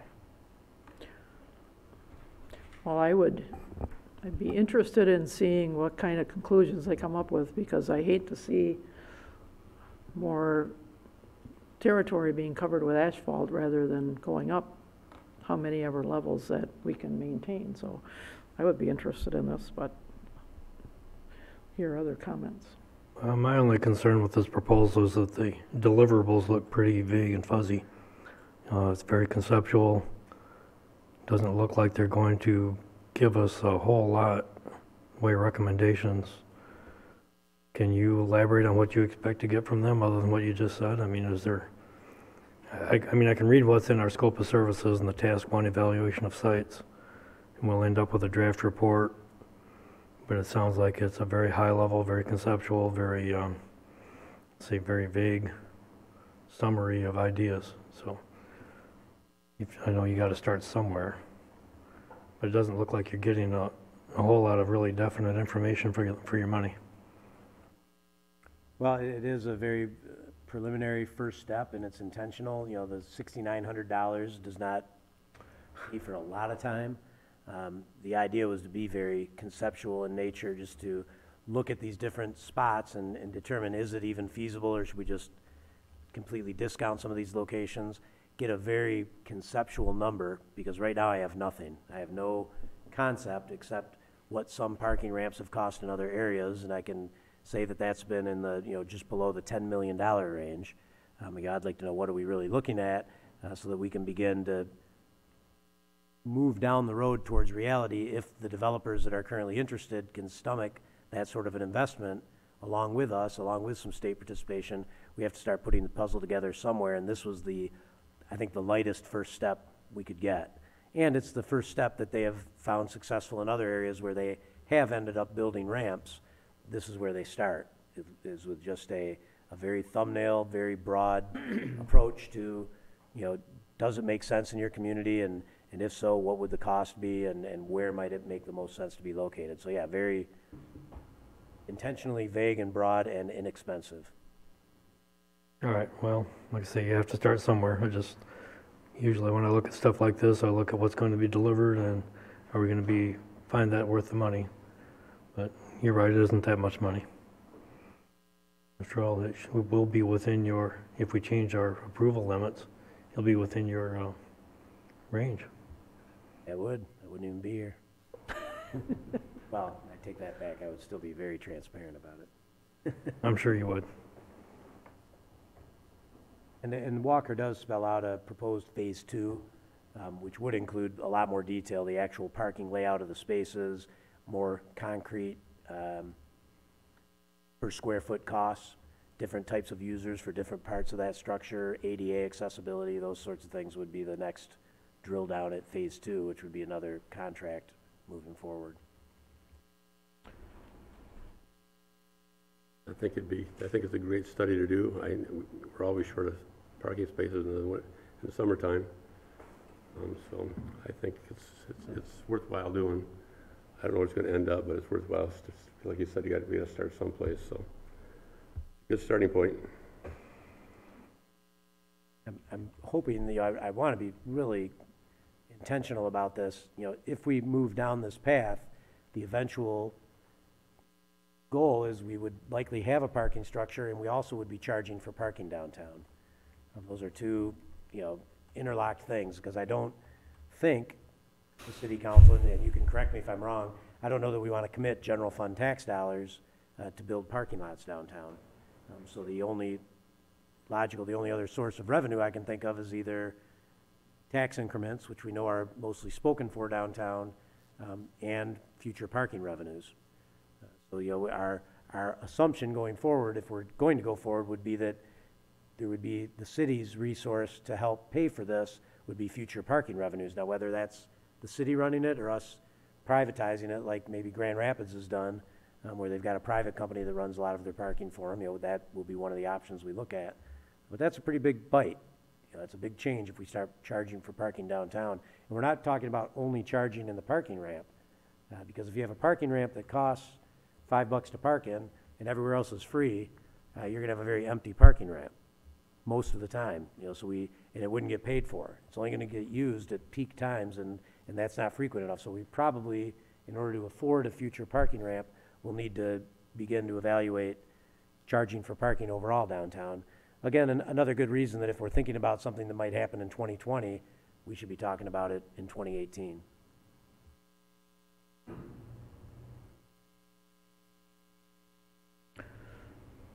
Whether we go down that line or not, as far as that goes, I still think it's a good idea for us at least to go out and take a good picture, of what is available and whatever.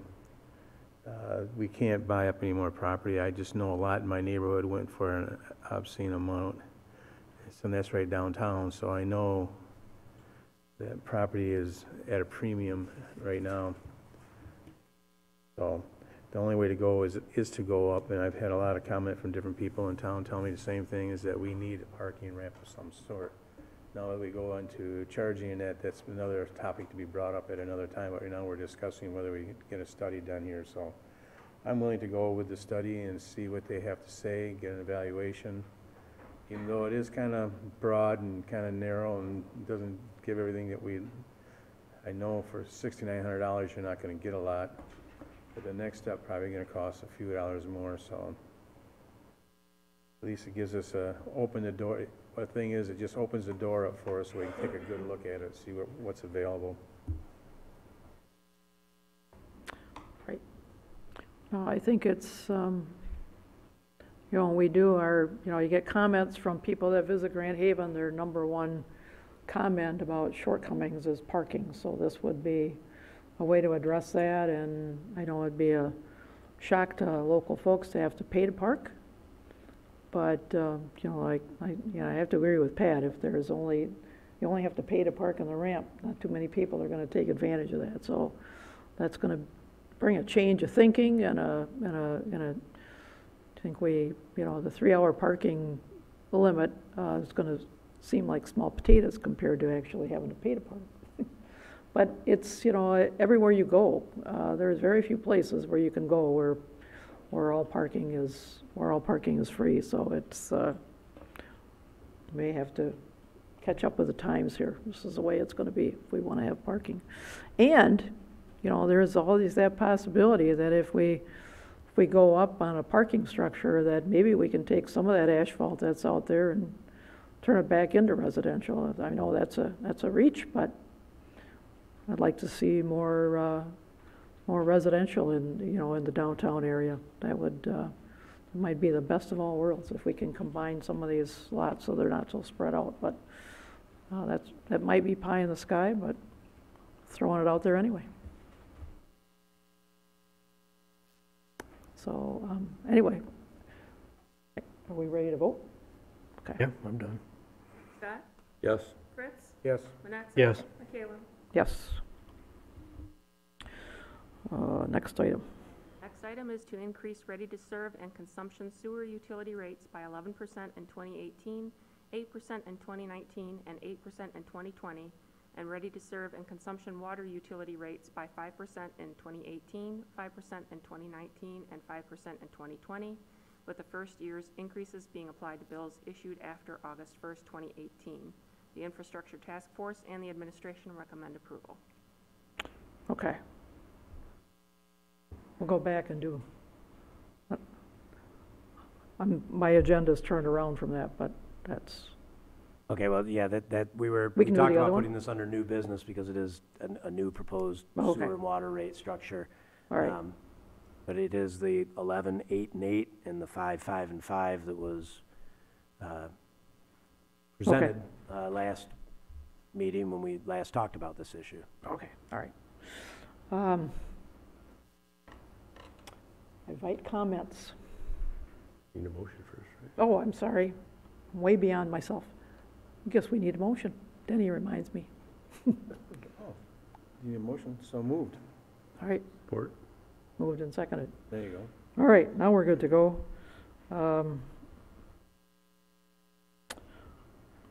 Well, you got to pay for what you get, and these are increases. Increases are never popular, but the costs go up, and I think that this is, it's something, these are rates are something that I can live with. I know we need to pay for our lift station, and this is, to me, a more doable increases than the first ones we were looking at, so I can deal with this. I agree, so can I. But I think, you know, I said before that we need to educate the people out there on how much money they can save by getting a meter. And I think we should do that. We need to get maybe a letter or something in their water bills when they get one to show what 10,000 gallons would cost for sprinkling with just paying for the water, and then just in paying for the sewer and water together like a lot of people are doing right now. I think there's going to be a substantial savings to people that water the grass, and they need to know that. And I think we need to educate them on that, because this is a substantial rate, especially the sewer rates. But it's like Jerry said, it's something we need to do. I realize that, but I wasn't willing to go as far as what the first proposal was. But we can make this one do if we educate people and let them know that there's a substantial savings, and show them probably what 10,000 gallons worth of water, you know, would cost without the sewer bill, and compare the two of them, so people can see the difference. And I think they need to know that, and hopefully we can get some more meters. And also, I'd like to propose that we give them a year to pay for those meters. I think people have a hard time paying for those meters at one shot, so I'd like to give them the option of financing those meters for 1 year on their water bill.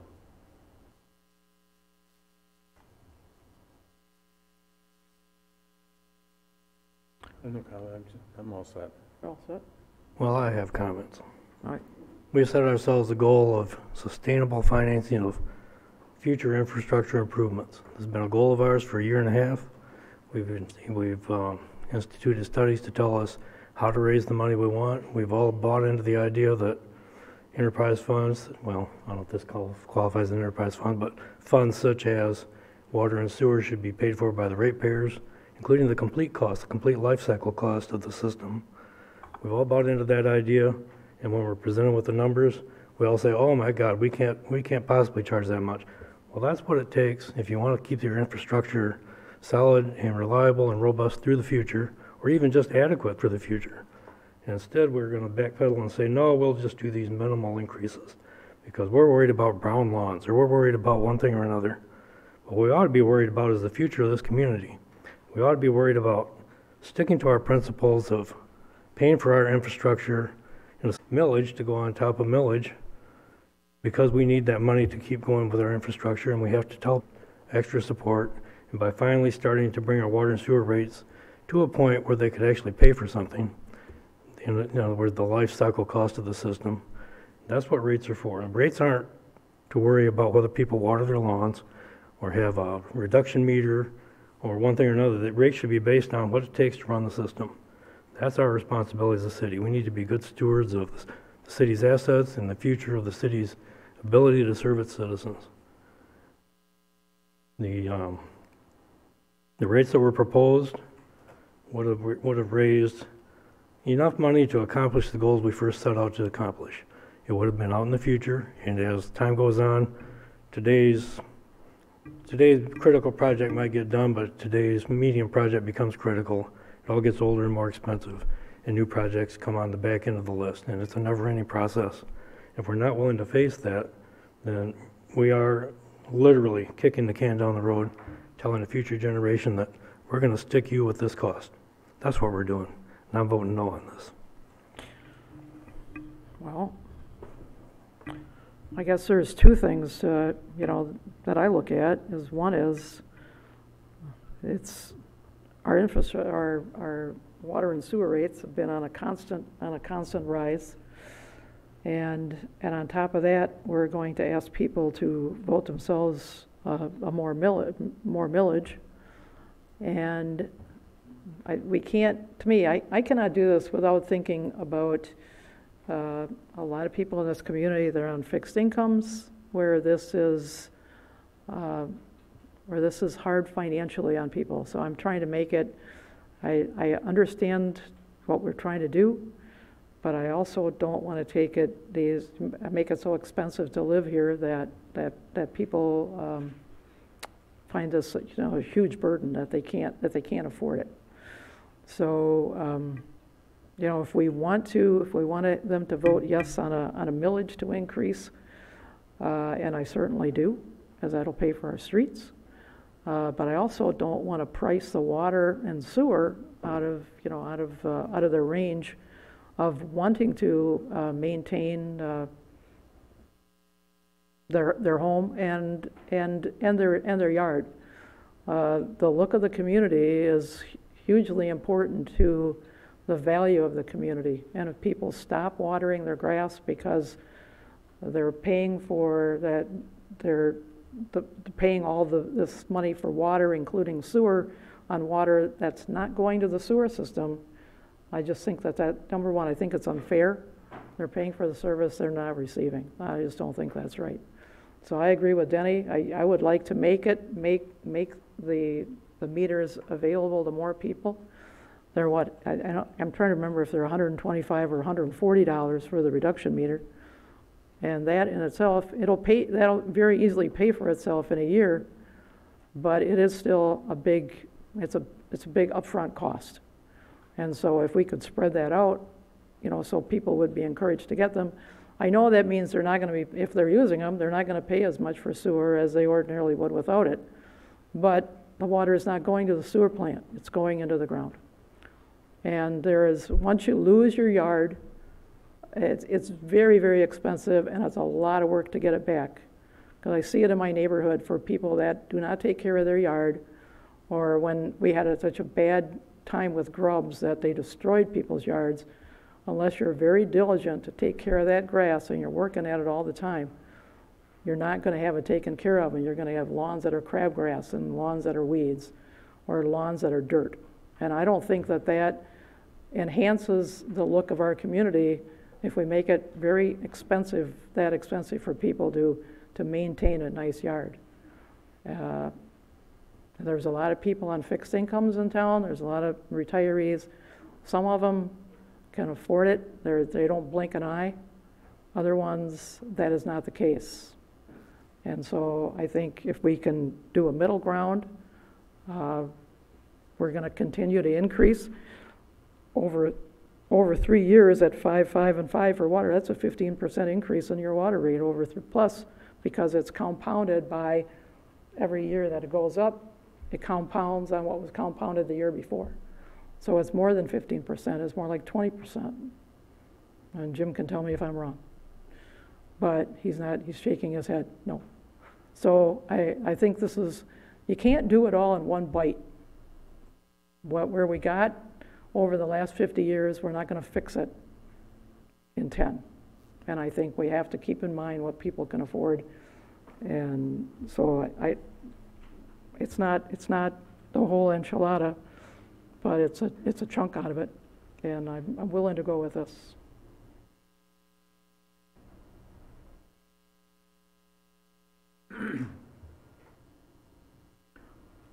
Ready? Ready. Okay. Fritz? Yes. Vanessa? No. Scott? Yes. Michaela? Yes. Next item. Where are we anyway? Unfinished business. An hour down to finished business? Okay, well, let me arrow this back up here. So that was item F? Yes. Okay, sorry, it's item B on my I agenda. didn't make that perfectly clear, I'm sorry. Okay, all right, no problem. I just thought that was my fault. Okay. Okay. This item is to approve the Grand Trunk Western Railroad Depot Building rental proposal. The administration recommends approval. Is there a motion? So moved? Is there support? Or, All righty. So, yes, Pat? Now, I apologize for this as well, because the current proposed rate structure shows up, and I don't know if Vester can get that up there, but in my packet, it's page 167. Yep. Shows the weekend rates.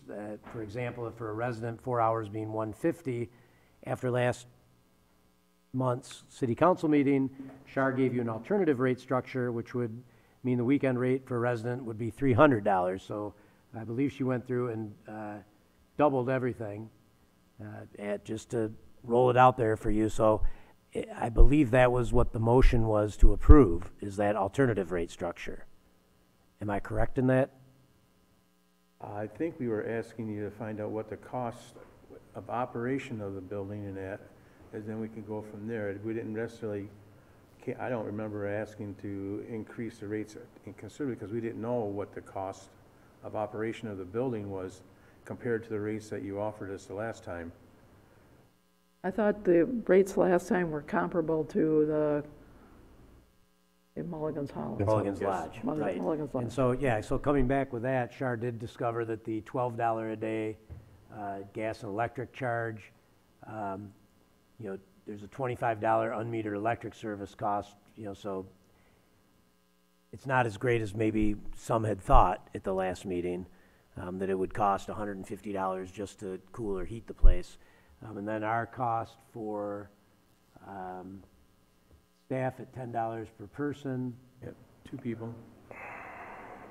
So, it might be $80 for the staff time during the event, plus $25. It might be just over $100 for an event, for that 4-hour event. So, the 150 would cover it on weekends. On weeknights, maybe not quite.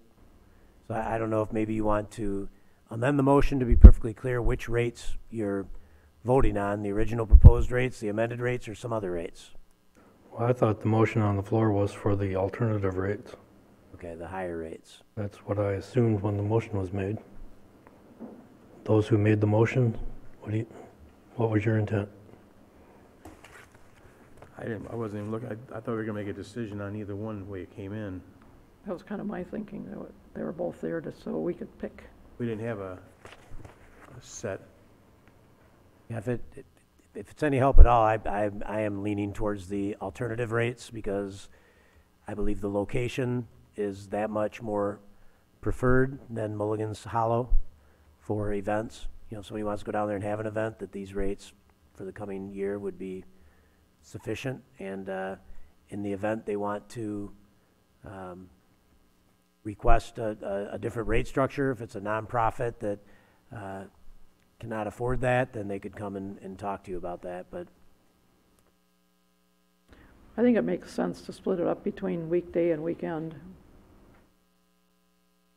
And the alternative, well, they're both, but This is this rate is likely to be in effect for a year, or however long it takes to develop the depot. correct. We had a lengthy discussion and work session about how the depot might be used in the near future. So this is an interim rate, and we don't know if anybody will bite on this rate anyway. Correct. I don't have a problem with the alternative rate structure. I don't know how much it'll get used. I do think we should cover our costs. Only we have to. I agree. If it's gonna cost us $100 ain't gonna work. We're not gonna, So, we need to at least have a little bit of break, you know, a little bit more margin on it also. I mean, if it never rents, then we obviously don't make any money, but I think if we're going to rent it, I'd rather make sure our costs are covered. Absolutely. So, assuming the motion was for the alternative rate structure, I understand and think it's correct. I'd support the alternative rate structure in this proposal here. But it wasn't never stated. Right. I thought we were just gonna make a decision after we started talking about it, which rate we're gonna go for. Maybe we did. I think we Just just did, did. I think. I think we just did. All right.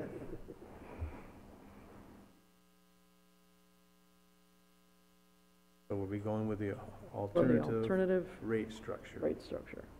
I'm gonna add that to the motion. Yes, So I'm gonna please. approve the Grand Trunk Western Railroad Depot Building rental proposal for the alternative rate structure. There you go. That's more complete.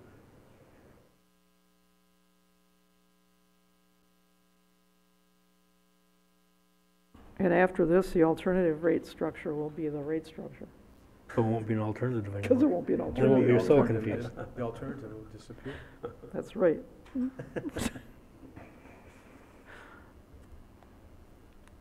All right, any more discussion? Oh, wait, we are ready to vote? Manetza? Yes. Scott? Yes. Fritz? Yes. Michaela? Yes.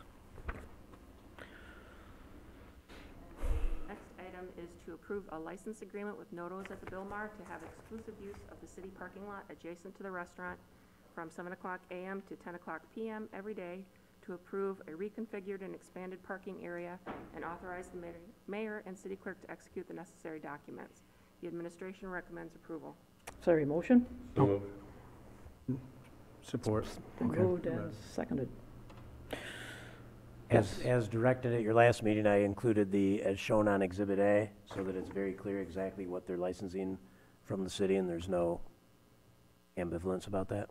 You've also got it in paragraph 9, licensee may expand parking on premises up to 10 feet onto city-owned beach property, which I like seeing a number in there. Makes it a little more definite. I think that was the only concern I had last time. Okay.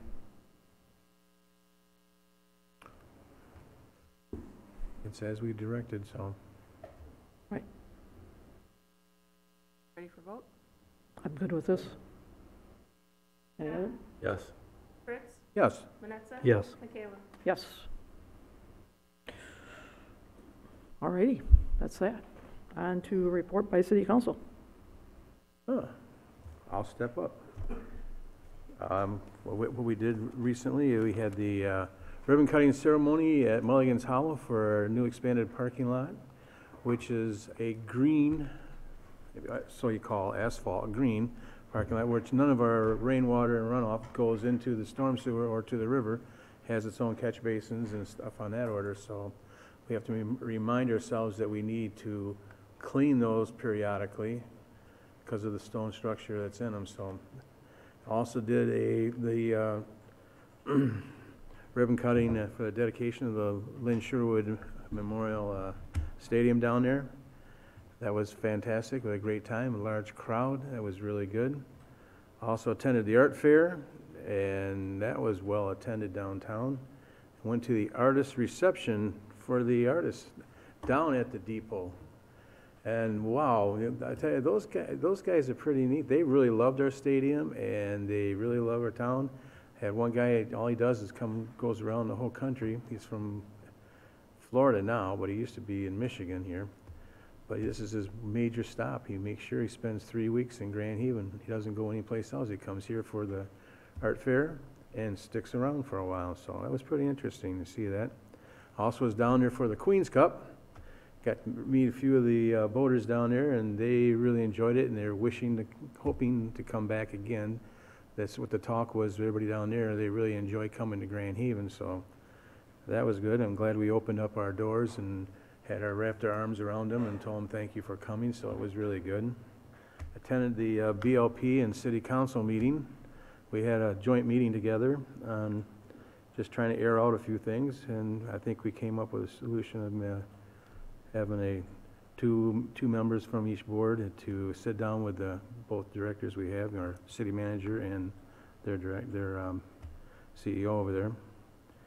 And also went to the Divine event, which was for the Reimagination Station, and the mayor and I are both represented down there for it, and it was a fantastic turnout. Had a great time. I don't know what the numbers are, but I'm sure it's going to be a pretty good number for it. They did a really good job, and I want to say thank you to the Rotary Club for hosting that and putting it on and doing their part for part of Grand Haven. So I know, Pat, you are a member of that group, so I just want to pass it on to them, tell them thank you very much. It was a very good event, well attended, and if I remember right, I think most of the items that were up on the silent bid went over bids, so which is a good sign that even though you can buy something for $400, they were spending anywhere from $450 to $500 for it, even though they could buy it in the store cheaper. So that means they were donating money for a good event. So, and that's about all I have to say, Mayor. I think it's been a busy couple weeks.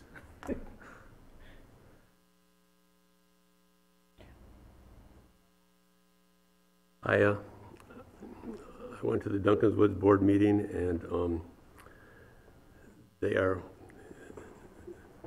that committee is partnering with Grand Valley in studying the park and how we can make it better, how we can get more vegetation growing there, and how we can address some of the problems at the park. And it's going to be a great partnership. I look forward to working with them guys, and I know the Duncan's Wood Committee does too, and it's a great opportunity that we have to work with them, and they've already come up with some good suggestions. So I look forward to seeing what they come up with and how we can improve Duncan's Woods for our citizens. I also attended the airport board meeting, and we're seeing more activity at the airport. We're seeing more gas sales, and things at the airport are looking up right now. Skydivers are bringing more people in, and the activity, like I said, has increased a lot. So I think we're doing great, and maybe when I get done, Ben wants to come up and talk more about that. He might want to do that. So, but I think our community is doing great. Our airport is doing great. Duncan's Woods is doing great, and I think Grand Haven overall is doing great. So I appreciate being here and representing them. Thanks. Denny? Well, I attended the opening of the Lynn Sherwood Stadium as well. That was a good event, beautiful stadium. I think it'll serve the community very well.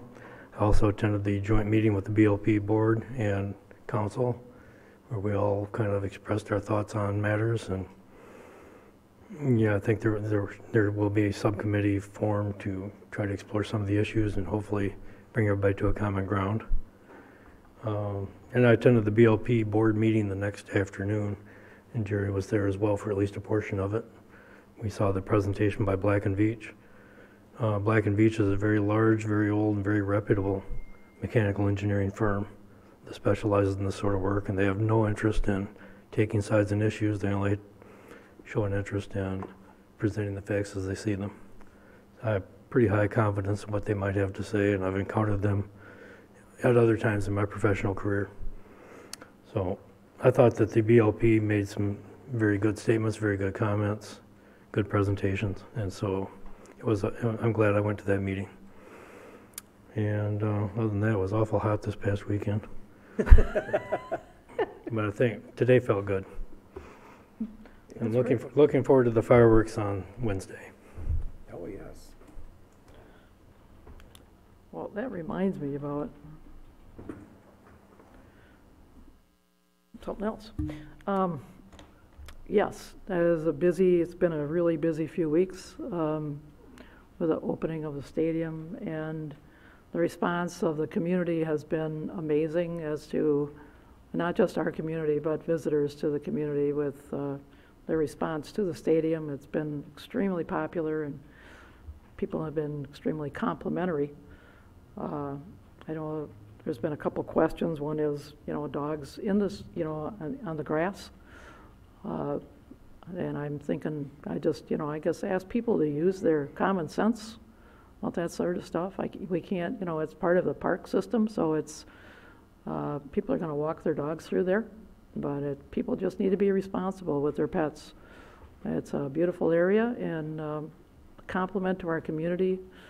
And like I said, I just ask for people to be responsible when they take their dogs down there, as to what that they pick up after them if they got issues, or maybe stay away from the grassy area, the stands if you can. But it's just a great venue. Was out there at the Queen's Cup, and it was great to talk to the boaters and see all the masts in the harbor. It was a very impressive sight, and people had a very good time. So it was I think a very successful event, as was the Divine event. We do have on July 26th, the Army Corps of Engineers change of command in Detroit. So we're looking to take, we usually go down there for that, so that we know the head of our local, the Army Corps commander that's over our jurisdiction. So we need to know how many people want to go to Detroit to see that, to be present and to meet the new commander there. So if you want to let Pat know. I was saying, do we want to coordinate wardrobes and wear the short sleeve Yes. city shirts that you guys have? I don't have a short sleeve city shirt. I Mine don't is have a long short sleeve sleeved. one. I have long sleeve, but Bob and Denny cut theirs off to make short sleeves. Yeah. These are the only way to go. I think Bob cut his off. I cut the tail off too, you want to see? I could probably send one of my Too nice, much- too much information. shirts up there and have them done. We'll check I don't- tomorrow, see what we can do. Maybe we can get them delivered before the 26th. Oh, I okay. don't have a necktie, so I can't look like that. You need a good tie. And let's see. Oh, yeah, July 20th is going to be our change of command at our, at the sector field office, because we're going to be losing Aaron Urbanowitz. He's going to, I don't think it's a state secret. He's going to tough duty in Hawaii, and we're going to get a new commander there. Fireworks. I want to commend people this year. I was a big complainer about fireworks because 4th of July I was blasted in my neighborhood for a whole week. I did not hear one firework going off all weekend. I was so excited. You're in the wrong neighborhood. Yeah, I heard You're it. in the wrong neighborhood. But the guy that's been tormenting me for years must have moved out, or else he ran out of money. I don't know. He moved next door to me. Yeah, he moved next door to you? Okay, well, it's And Bob's got him now. Got him. good. More power to him. Thanks. It's been really quiet. As far as I've been to more BLP meetings than I care to think about in the last few weeks. But it's a process we need to go through. I also met with Brad Sad from Black and Veatch and Eric Booth from our local BLP.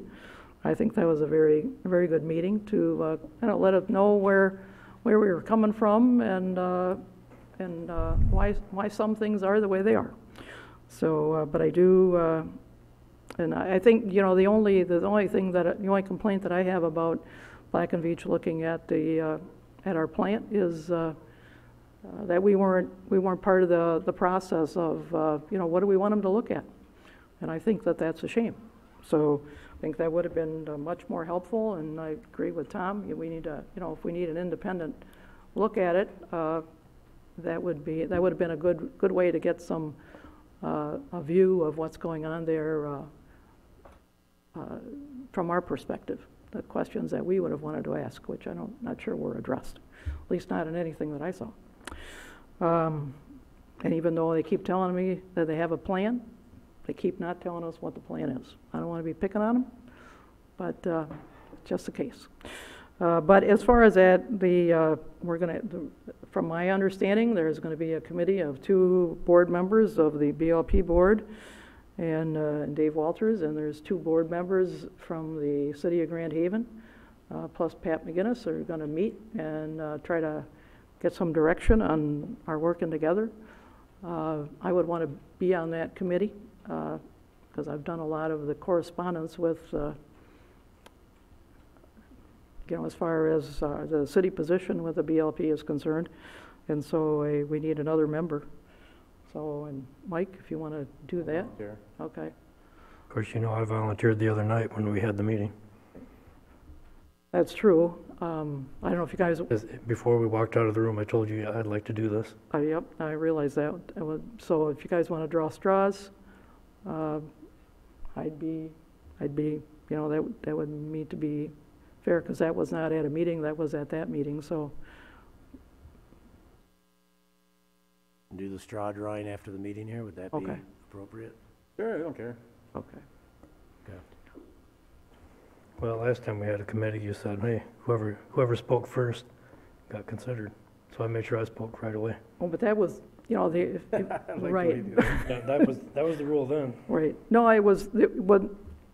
that was at a board meeting, and rather than at another meeting, but I think if we want to be willing to draw straws, I'd go with whatever.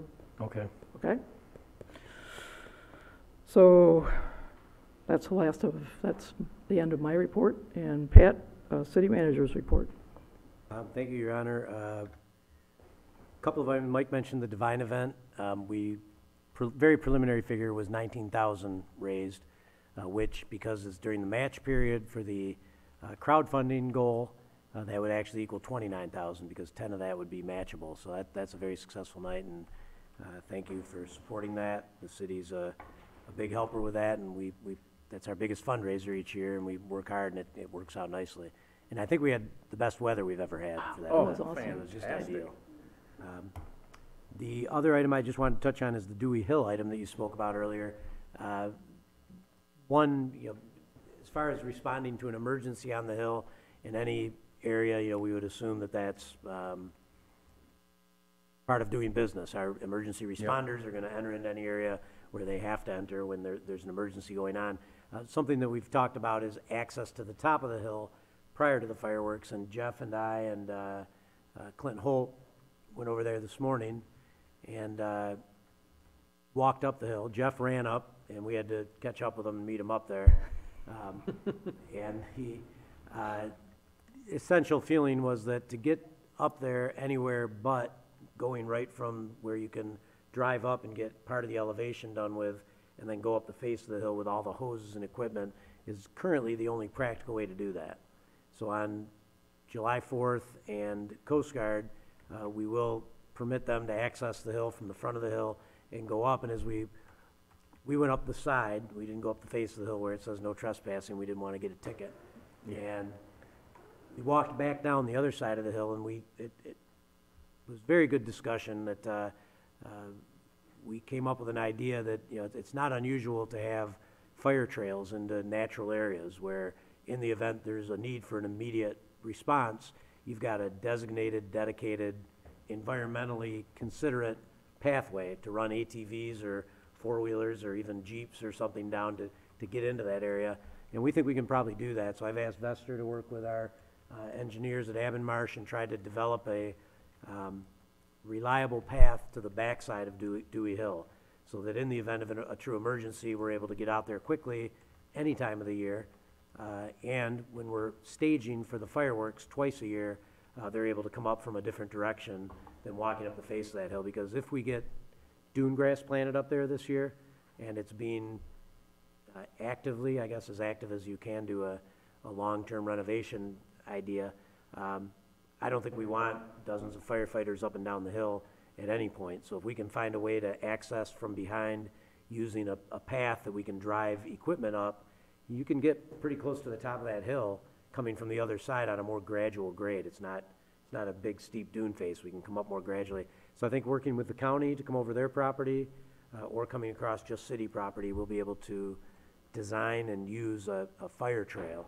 I think Jeff drew on his days from up north in Cadillac, where they have lots of fire trails running through the woods up there, and it made a lot of sense. So I think that's a great solution. So this year they'll be using the face of the hill to get up and down to stage for the fireworks. By next year, we'll have a new access in mind that I think will be a great improvement forever.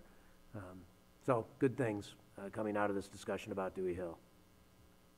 Sounds good, Pat. That's all I've got, and I also feel terrible that it's after 9 and I can't buy you guys ice cream. You mulled on long enough, huh? Oh. No, you guys went to 9:01, I was looking, so I can't. So, general business call the audience. Second opportunity for anybody to address council. Tony Noto, Noto family, city council and mayor, city manager, we just want to thank you so much for your support and all the considerations in helping us with this little project. The last time we came and visited, there was snow. We're never going to complain about the heat. So we were in the area last week for Soccer in the Sand, and we served as a pavilion for the rain. So I think we made some good friends. We've made some friends in the neighborhood there as well. So thank you so much for your support. All right, thank you.